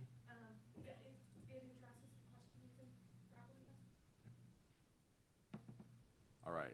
So further resolved that the Board of Trustees approves contracting for the confirmed facilities listed in Table 1 as revised on the day of this board meeting, and then further resolutions. That resolution contemplated that there would be some modification to that table, and then we'll obviously post that, so that is there, but you don't need an additional resolution. It's already covered there. All right. Is there any appetite for any sort of deadline regarding the issuing of credits? I don't know if that's something that anybody wants to bake into a resolution. I'd prefer to give that discussion to the staff personally. I don't know if other people think the board has to decide that. We don't need a resolution regarding refunds or credits or anything. We understand the will of the board and will effectuate that. All right, with that understanding, I have a motion. I'll move it. All right, first by Trustee Soel, Second? second by Trustee Tony. Unless there's any further discussion, may I have a roll call? Barahona, Aye. Buenaventura, Aye. Chen. Trustee Chen has stepped out. Cisneros, Aye. Good, Aye. Huser, Shelby, Aye. Stevens not present, Soel, Aye. Tony, Aye. Trejo, Aye. Stallings. Aye. 10 ayes, 0 nays, motion carries. All right. Thank you, Cody and Amy, for all your work on this. I know a lot goes into the details, so thank you so much for tracking that for us. Thank you. All right, going on to item 704, update on admissions fee increases relating to California accredited law schools and a plan for further refinements. And for this, we have our Chief of Programs, Ms. Donna Hershkowitz. Welcome. Good morning again. This is my day. You'll see me a lot today. I'm going to be fairly brief with this agenda item, as this is crafted as a status update only. But I did want to start, excuse me, with just a brief reminder of what has happened on this topic of admissions fees up until now, for the benefit of all of you and our newer trustees maybe in particular. We've been working for over a year to identify necessary and appropriate fee increases to address the significant structural deficit that we've been facing in our admissions fund. We've been trying to ensure that the revenue that's derived from the services provided actually covers the costs of providing those services, something that it hasn't done for quite a number of years. Initially, we developed two options for levels of fee increases. We sought public comment. Following the public comment and direction from the board, we narrowed that down to a single option and then went out for a second public comment period. Finally, this past September, the board approved increases to many admissions application and program fees to substantially reduce the structural deficit to the tune of approximately $7.5 million of increased revenue anticipated. What was not acted on at the September 2023 meeting were the fees that are currently assessed by the State Bar to the California Accredited Law Schools, otherwise referred to as the CALS. And there are two fees. One is covering services related to the accreditation work that we do, and that fee is submitted with the annual report that the CALS provide. And the other fee that was not yet approved deals with the required inspection, and that fee is currently paid via the schools depositing 1/5 of the estimated cost each year for the 5 years up until the time of the inspection. So at the September meeting, staff brought to the board suggestions for creating a tiered fee structure for the annual report fee to equalize the impact of the increases regardless of school size, since one of the things that we had heard was that the schools were necessarily going to feel the need to pass the increases along to their students.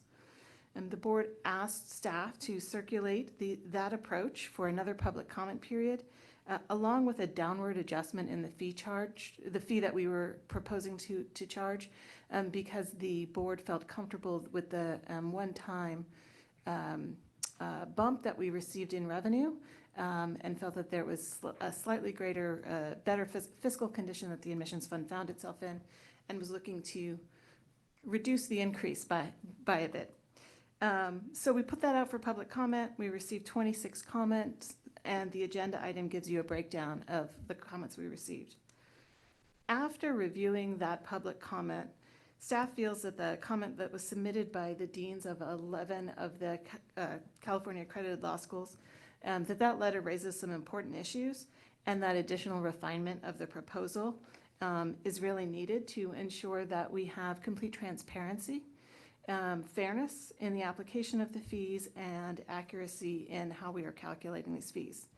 So that's why I'm not here today to ask you to adopt the fee increases, but rather just to update you on where we are and what my plans are, which is that between now and the March meeting, the March board meeting, we will be meeting with trying to meet with the deans jointly of the California accredited law schools to review some of the financial backdrop that led to the approaches that we had presented, to discuss an approach to identify two different fee levels, not just the tiering and by school size, but the two different fee levels for the annual report fee. So there would be a higher fee for those schools that are just accredited by the Committee of Bar Examiners, and for which there would be more accreditation services that would be required, as opposed to a slightly smaller fee for those schools that are jointly accredited, in which case the work of the Committee of Bar Examiners and State Bar staff would be slightly less. We also want to understand the issues that they raised in their letter about the method for calculating student enrollment.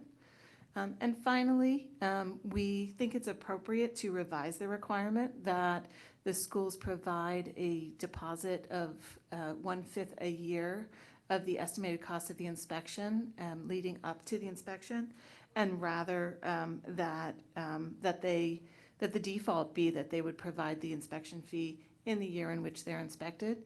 To the extent that the inspections happen on a staggered basis, ultimately the money into the state bar would be the same if we get it from certain schools each year, as opposed to every school 1/5 at a time. And so we wanted to discuss that option with the deans as well. So with that, my plan is to leave you now and come back to you in March with a final proposal for that fee increase. All right, fantastic. Any questions for Ms. Hershkowitz? All right, seeing none, thank you so much.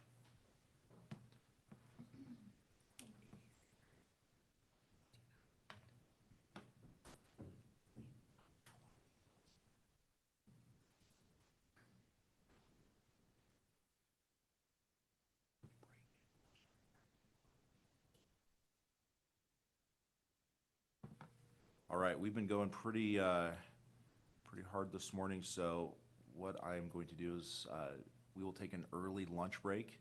We'll come back at 12:30, and we'll come back into closed session. And I anticipate that we'll come out of closed at approximately 1 p.m. 30 minutes? Yeah. All right, so we'll see you this afternoon. Thank you. Trustee Benaventura, I will send the closed session link. Thank you. Oh, do you want to make that announcement? Yes, thank you. Good catch. All right, so when we come back into closed session after lunch at approximately 12:30, we will be going into closed session pursuant to Business and Professions Code 6026.7, 6086.1 sub C, Government Code Section 11126 sub E, sub 2, sub A, Government Code Section 1126 sub E, sub 2, sub A, and then 11126 sub E, sub 2, sub B, sub I. There's some alphabet soup for you. Okay, we'll see everybody back at approximately 1 p.m. Thank you. Closed session will start at 12:30.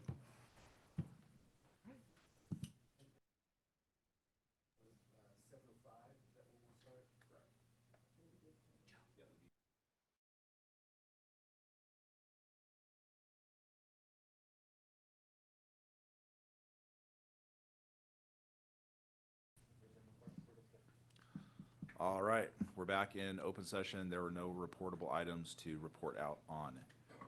We're going to item 705. This is our media and communications training, joined by Teresa Ruanu and Rick Coca.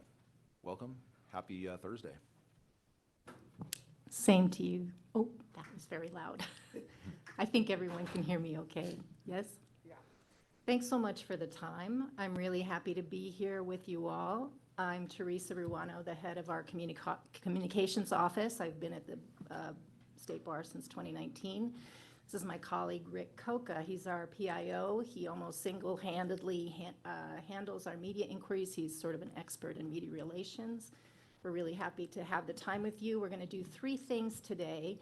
One is just to quickly tour you through our work and talk about a bit about how it's grown over the past few years. Second is just to do a refresher for those of you who have been with us for a while on the crisis communications protocol. It's more of a framework than a playbook, but we'll talk a bit about that. And then the third is just to kind of do, again, a refresher. You all, I know, are practiced in communications and dealing with the media.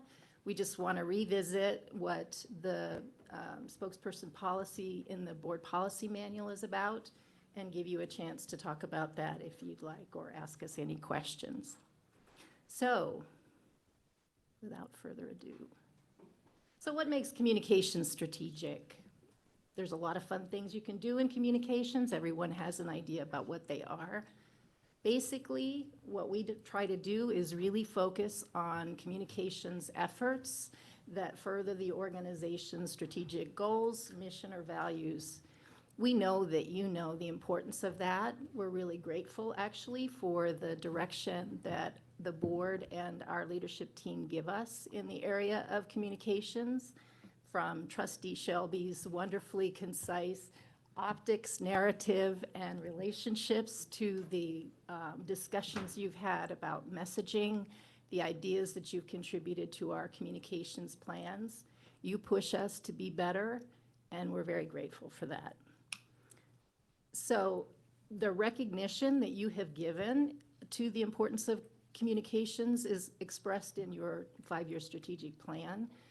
Goal 4 particularly talks about the importance of our partners, our relationships, and our engagement with our various stakeholders. And we as the communications office don't own that goal, but I just encourage you to look at the vision statement for a moment.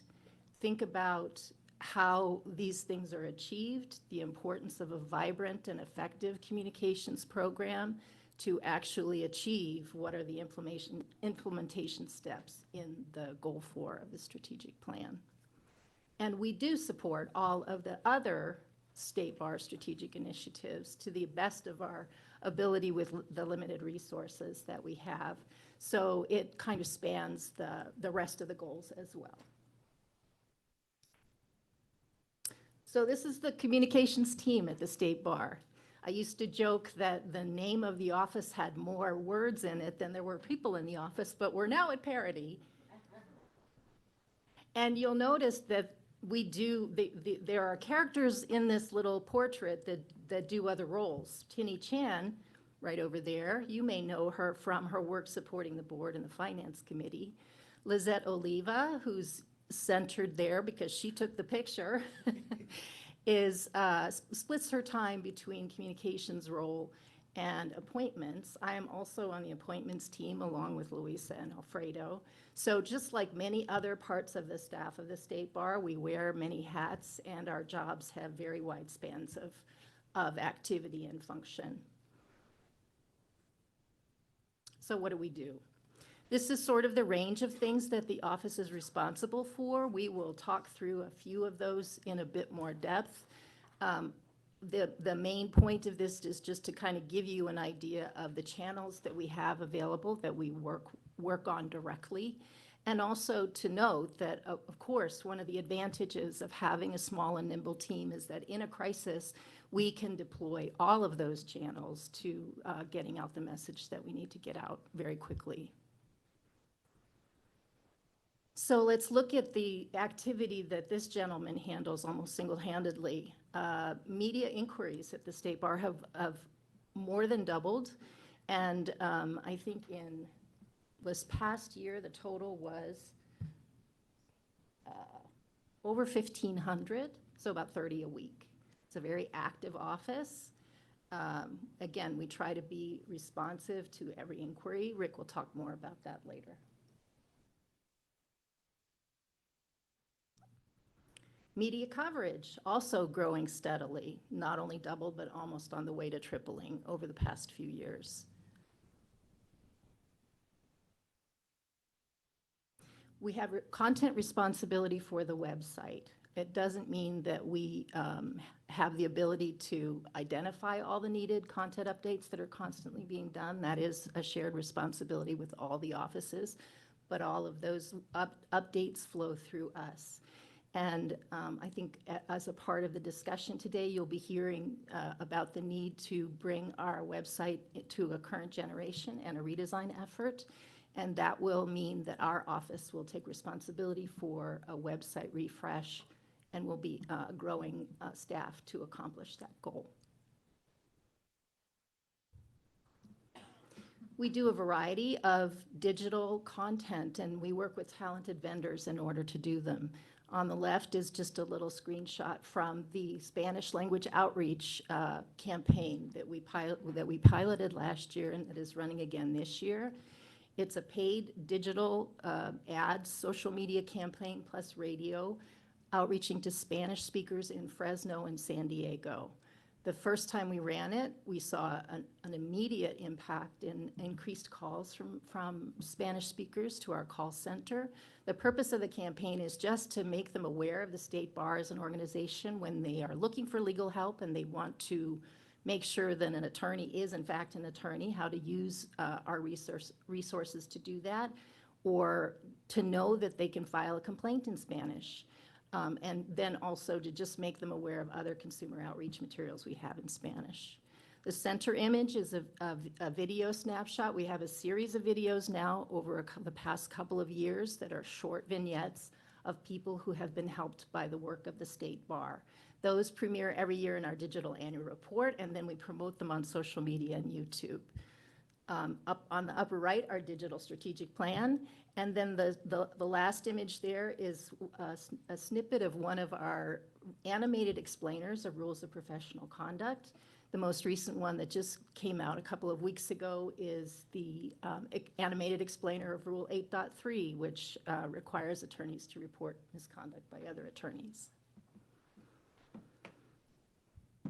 And then we are the keepers of the social media channels for the State Bar. Again, we've seen growth across all of our channels. We tried to keep these bar charts consistent with a starting date of 2020. So the increase since 2020 has been 42%.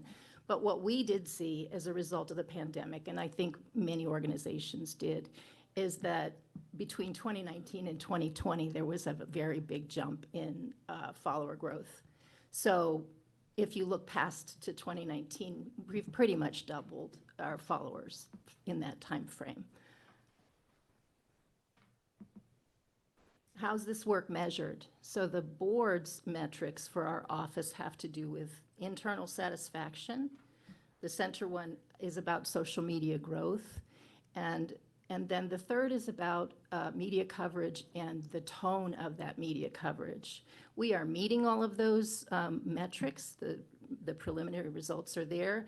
But I wanted to sort of give you just a glimpse on how we figure out what the tone of our coverage is. So we use a platform called Meltwater. We use it for media monitoring, media distribution, social media publishing, social media metrics. And one of the features of that platform is an automated sentiment analysis of media coverage.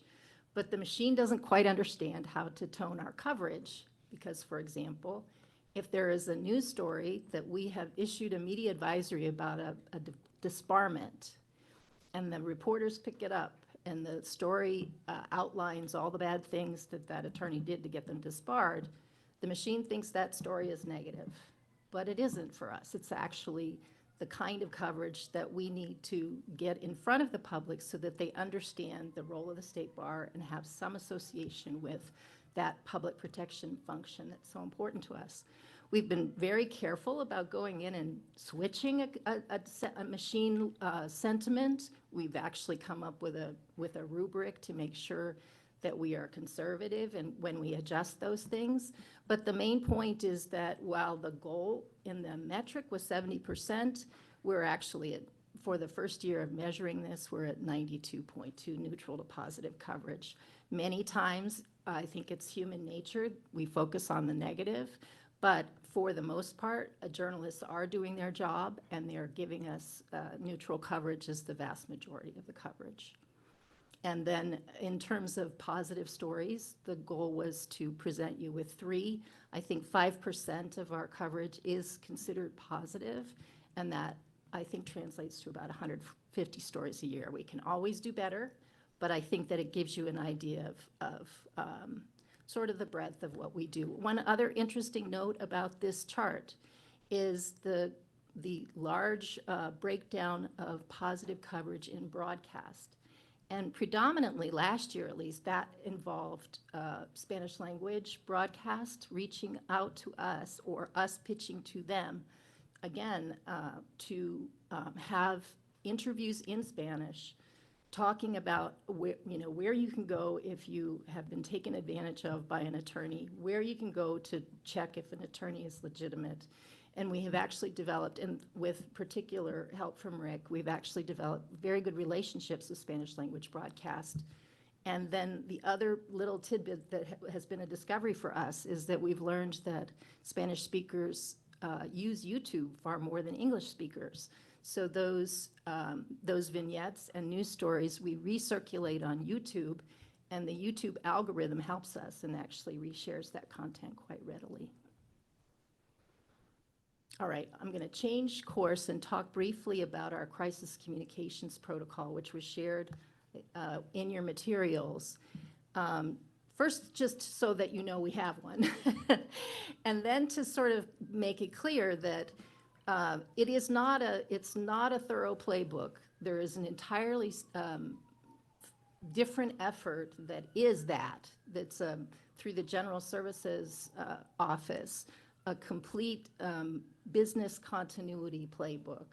Most of the situations that are described in that continuity playbook end with, and contact communications. Because of course, if a business continuity problem is handled poorly, it can become a crisis.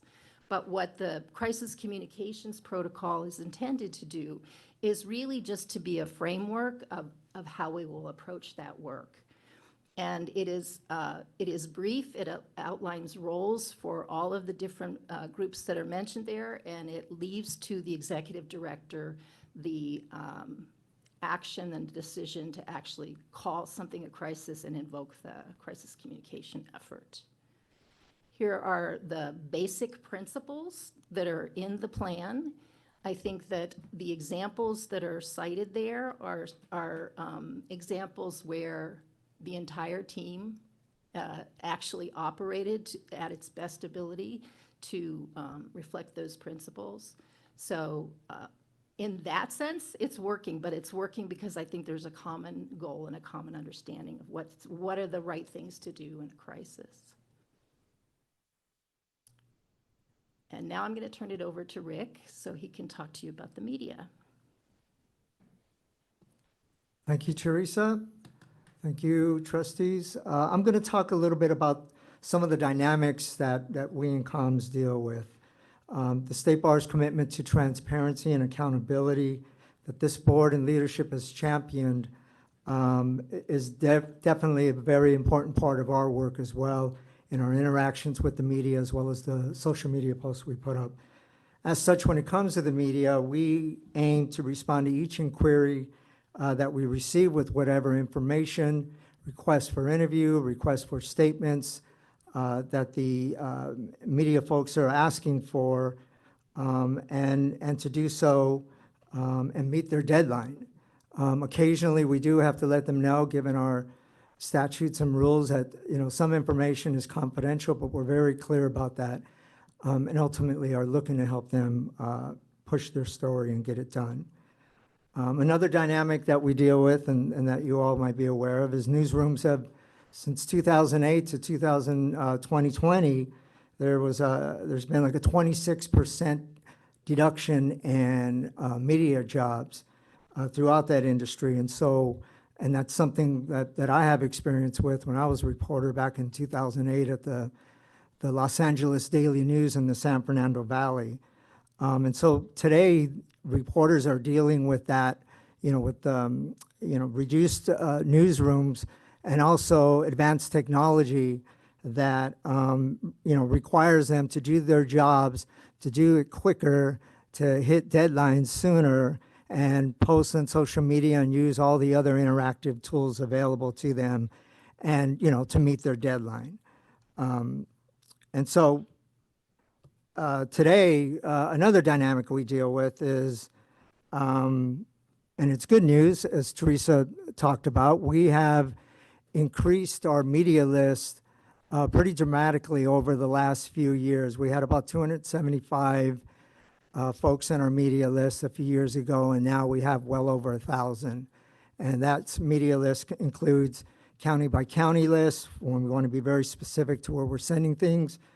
It's our legal media list. We just recently started a higher educational reporters list, which is going to be very valuable, we think, as well as our statewide list, which is our largest list, and is also the list that we include ethnic media, including Black-owned media outlets, and it runs a gamut, Chinese, Vietnamese, Thai, and et cetera. And so those folks, we do get occasional coverage for them, but given their resources are often pretty limited, it's not a lot. It's when it's interesting, and it meets their needs and for their clients, right? So, the other thing I did want to mention about that was, and Teresa talked about it, the Spanish language broadcast news, they clearly see us as a resource, as a helping hand, and either through pitches that we've done asking to appear, or them reaching out to us. And Enrique Zuniga is our public trust liaison, or the Office of Chief Trial Counsel will go on, conduct interviews in Spanish and help their audience. Another thing that has occurred over the last year is some of our high-profile cases have gotten us additional attention from national media, and so that list has really grown this year, and we regularly, talk to folks from CNN and MSNBC and Politico and other outlets. And lastly, over the last few years, as Teresa mentioned, we started to proactively send out media notices on prominent disbarments or notice of disciplinary charges, and they have increased our media coverage pretty soundly. And so obviously we're going to continue to do that. And we sent out 51 advisories and news releases in 2023. And the last thing I'll say about all that is I strongly think from my experience that one of the best ways to communicate with our constituency, which is a constituency that doesn't know they're our constituency. It's a passive constituency in many ways, right? We're not the DMV. They don't know they have to go pay to renew their car fees and the like. So the best way, or one of the best ways, is to get on their TV sets and to get in their news feeds and to get on social media so that when they do need us, there's some connection there and they remember, I saw that. Or as Teresa pointed out, we do have folks who are reaching out to Enrique because they saw him on YouTube. And so we have to continue to meet them where they're at. And it's both the easiest and sometimes the most difficult way to do that is to get news stories that speak to them. So now with all this, right, your role as trustees and with all these dynamics, what we want to review is our spokesperson policy articulated in your board policy manual.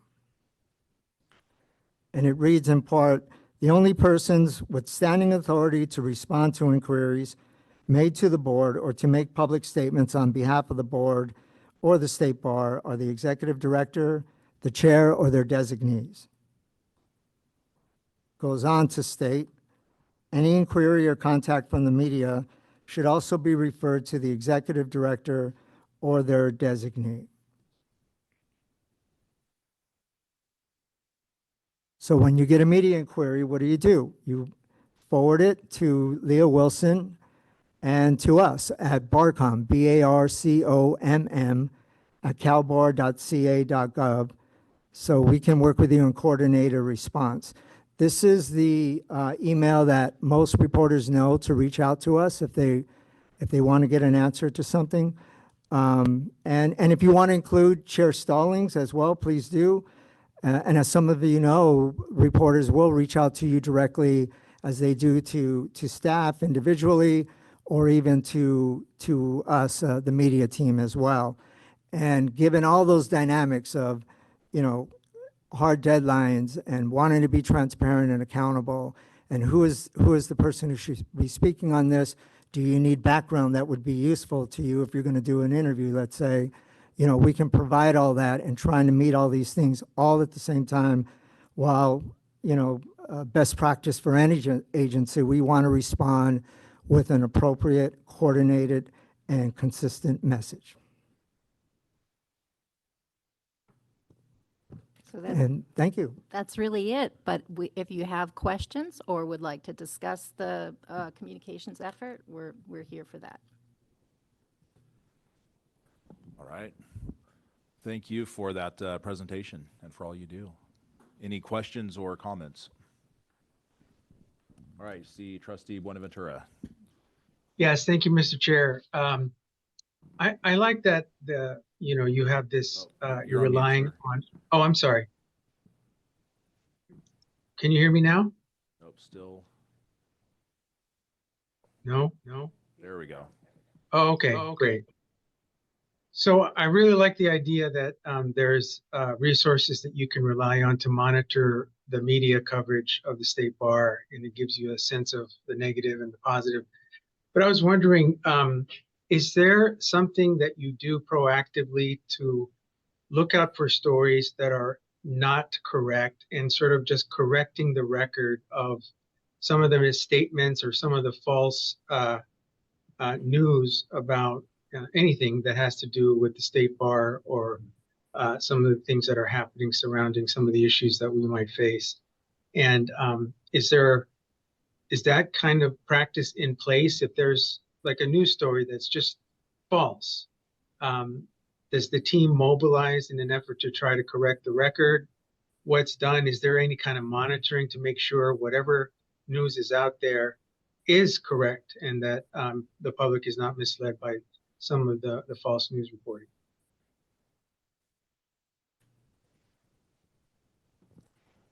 The answer is yes. Part of the reason that we do the media monitoring that we do is so that we see the stories and circulate them as soon as we can. Sometimes we spot errors, and particularly if it's something that is in the reporter part of the story, we will reach out to them directly and ask them to correct it. Sometimes those corrections happen in real time. In other words, they go right back into the online version of the story and fix it. If it's more of an opinion type of thing, a quote from someone that's countered with another quote, we're a little bit more cautious about how we approach those. However, Leah is very involved, and as are our other leaders in working with us to, for example, write a letter to the editor that responds to a biased piece and make sure that our perspective is reflected, even if it's after the fact. What we can't really do, obviously, is we can work with reporters and say, well, you cherry picked your quotes, this is our perspective. It's a relational thing rather than our ability to tell them, well, this person who you quoted has says something that's completely untrue. You need to correct their quote, because they really can't and they won't. And we have to have a respectful sort of two-way relationship and try to bring reporters along and educate them as a part of that relationship. And these sometimes, because again of the news dynamics that you're hearing about, we've cycled through numerous reporters on the same publication. So it's a constant effort to try to work with them, build their knowledge, give them immediate correction if something is just absolutely factually wrong, and hope for a better result the next time. Great question. Any other questions or comments? Oh, yes, Trustee Shelby. First and foremost, I just, I want to say thank you. When I was reviewing the materials for today and checked in with our executive director, one of the things that I articulated was the fact that I was excited to see media training. And I think it has been a wonderful conversation. I think in the 3 years that I've resided on this dais, this is my first time that we have ever had this discussion, and I had no idea the robust team of 5 that you have here. And so, you know, I think about, so I want to acknowledge that. I'm not quite sure if people really understand, you know, being on the Oversight and Accountability, a special committee with Trustees Chen and with Trustee Sewell. Crisis communications has been our way of life, it feels like, being here, right? Because the whole premise of transparency, accountability, and oversight really rose to the forefront. And so I think oftentimes people feel like we are trying to spin, and it's not that we're trying to spin, it's that we're trying to educate. And so, and when the public, as a public member, when the public is educated on all of the resources that are here at the State Bar, it positions us better. So I want to say thank you for that. You know, in this dynamic, and Rick, you talked about, you know, how newsrooms have changed, and I didn't realize the statistics of 26%. But in this dynamic where it feels like everybody can be a reporter, one of the things, maybe I missed it, is where do podcasts fit into this? I have recently been exposed to the world of podcasts, and I have a thought, but I was curious where podcasts fit in the world of the State Bar, because everybody is the news media now. Absolutely. Podcast for us, can you hear me? Sorry, I do project a little too much maybe. Podcasts for us are on the horizons, as, you know, these are things we want to promote and to get folks on. Actually, I think the value for us would be to get, you know, leadership and folks on those podcasts, because I think even when we've had our media availabilities, where they get to ask whatever question they want, folks get to see, reporters get to see, these are solid people who know what they're talking about, who are part of the change. There's no doubt about that. And so I think, personally, I think that's the effort that we'd like to expand on, you know, in this new year. You know, we're sending more things out to more reporters, and you get what you want out of that, but what it is, it's a lot of work, right, to handle all those inquiries that you've now created, right? So that's on our wish list, and it's something we definitely want to do. No, I think that's great. I was just sitting here thinking, wouldn't it be wonderful to just have a State Bar podcast, right? In terms of, that's how some people interact as it relates to their information. The other thing is this, I appreciate the overview in terms of media.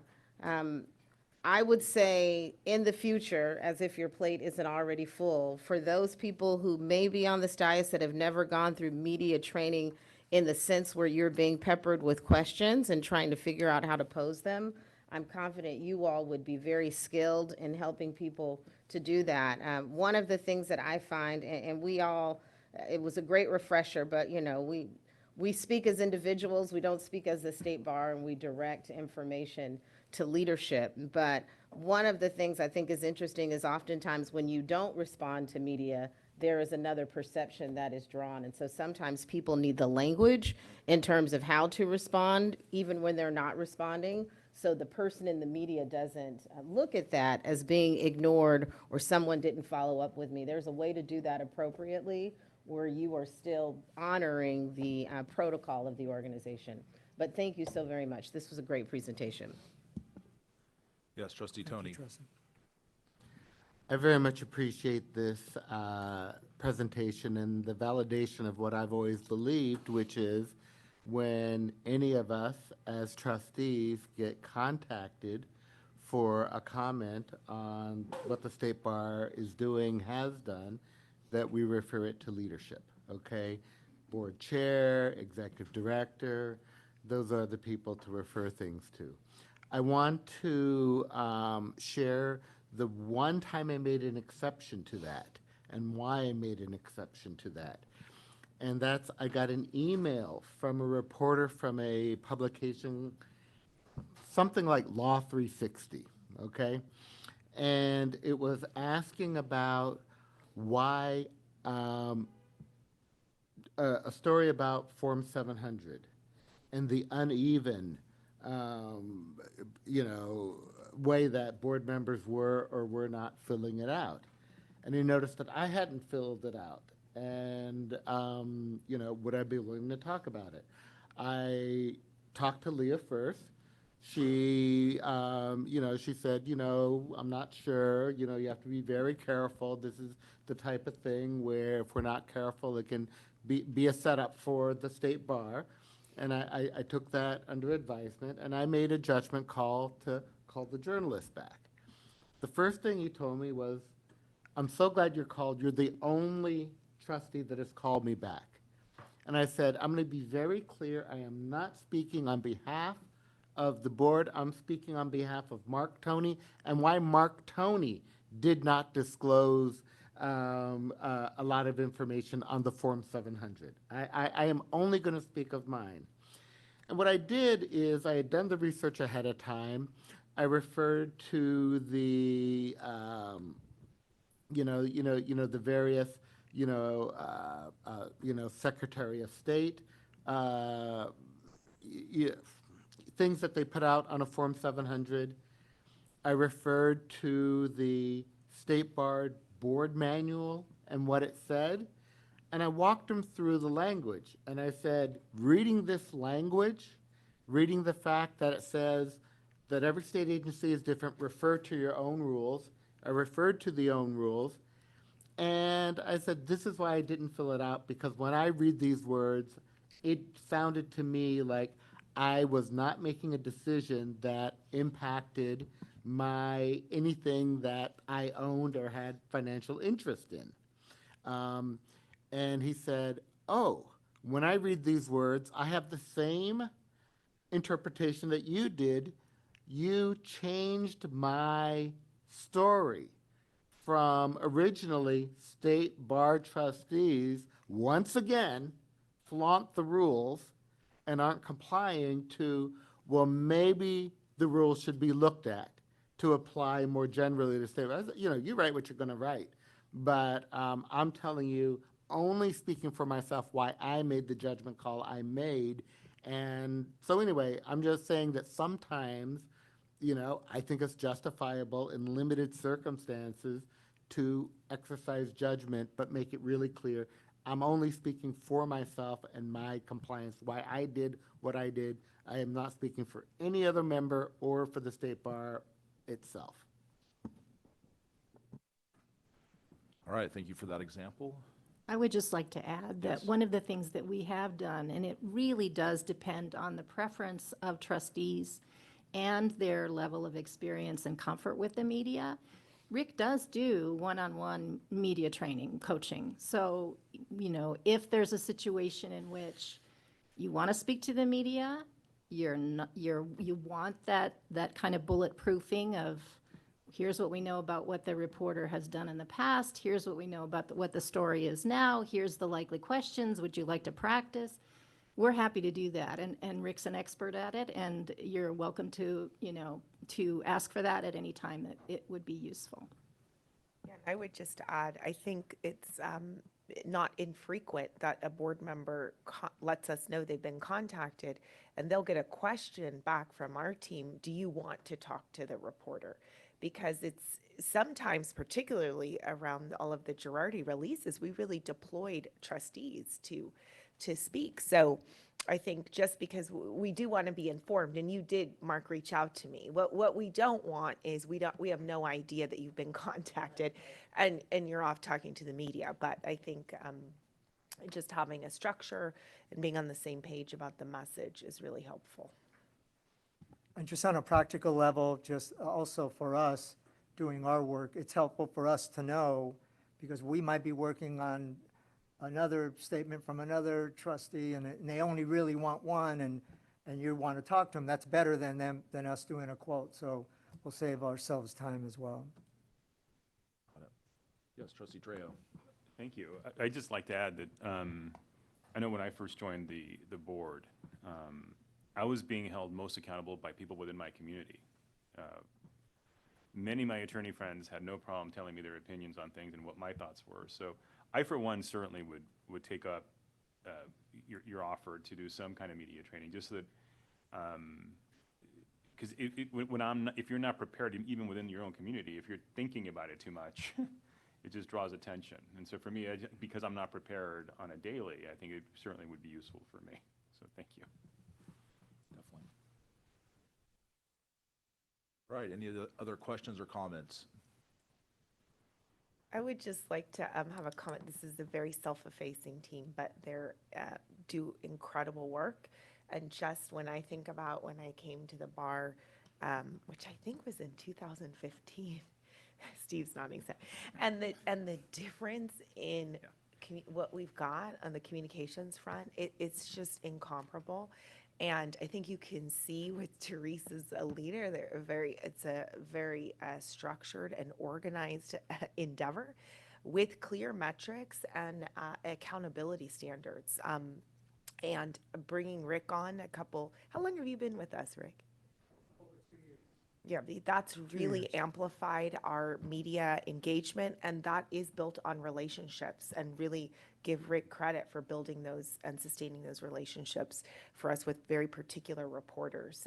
So I just want to give the whole team, including Tinny sitting here, who's doing double duty, learning how to provide board support as well, their credit and recognition. So thank you all for great work. Thank you. Amen. Thank you.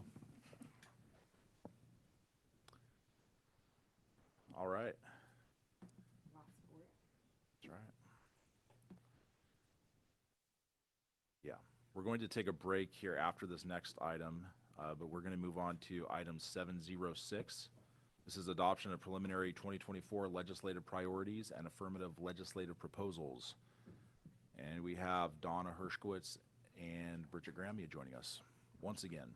It's the Donna show today.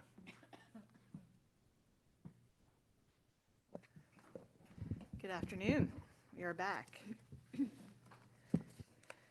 Just wait for the PowerPoint to get put up on the screen. Thank you.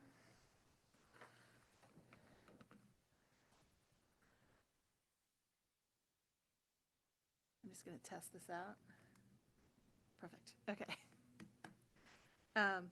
So thank you for having us with you today. Donna Hershkowitz. I am your legislative director, in addition to being the chief of programs here at the bar. With me, Bridget Grammy, who, in addition to being the deputy chief of programs, is the deputy legislative director. We are largely a team of two doing the legislative affairs work. But we're not just a team of two, because we do have our board legislative liaisons.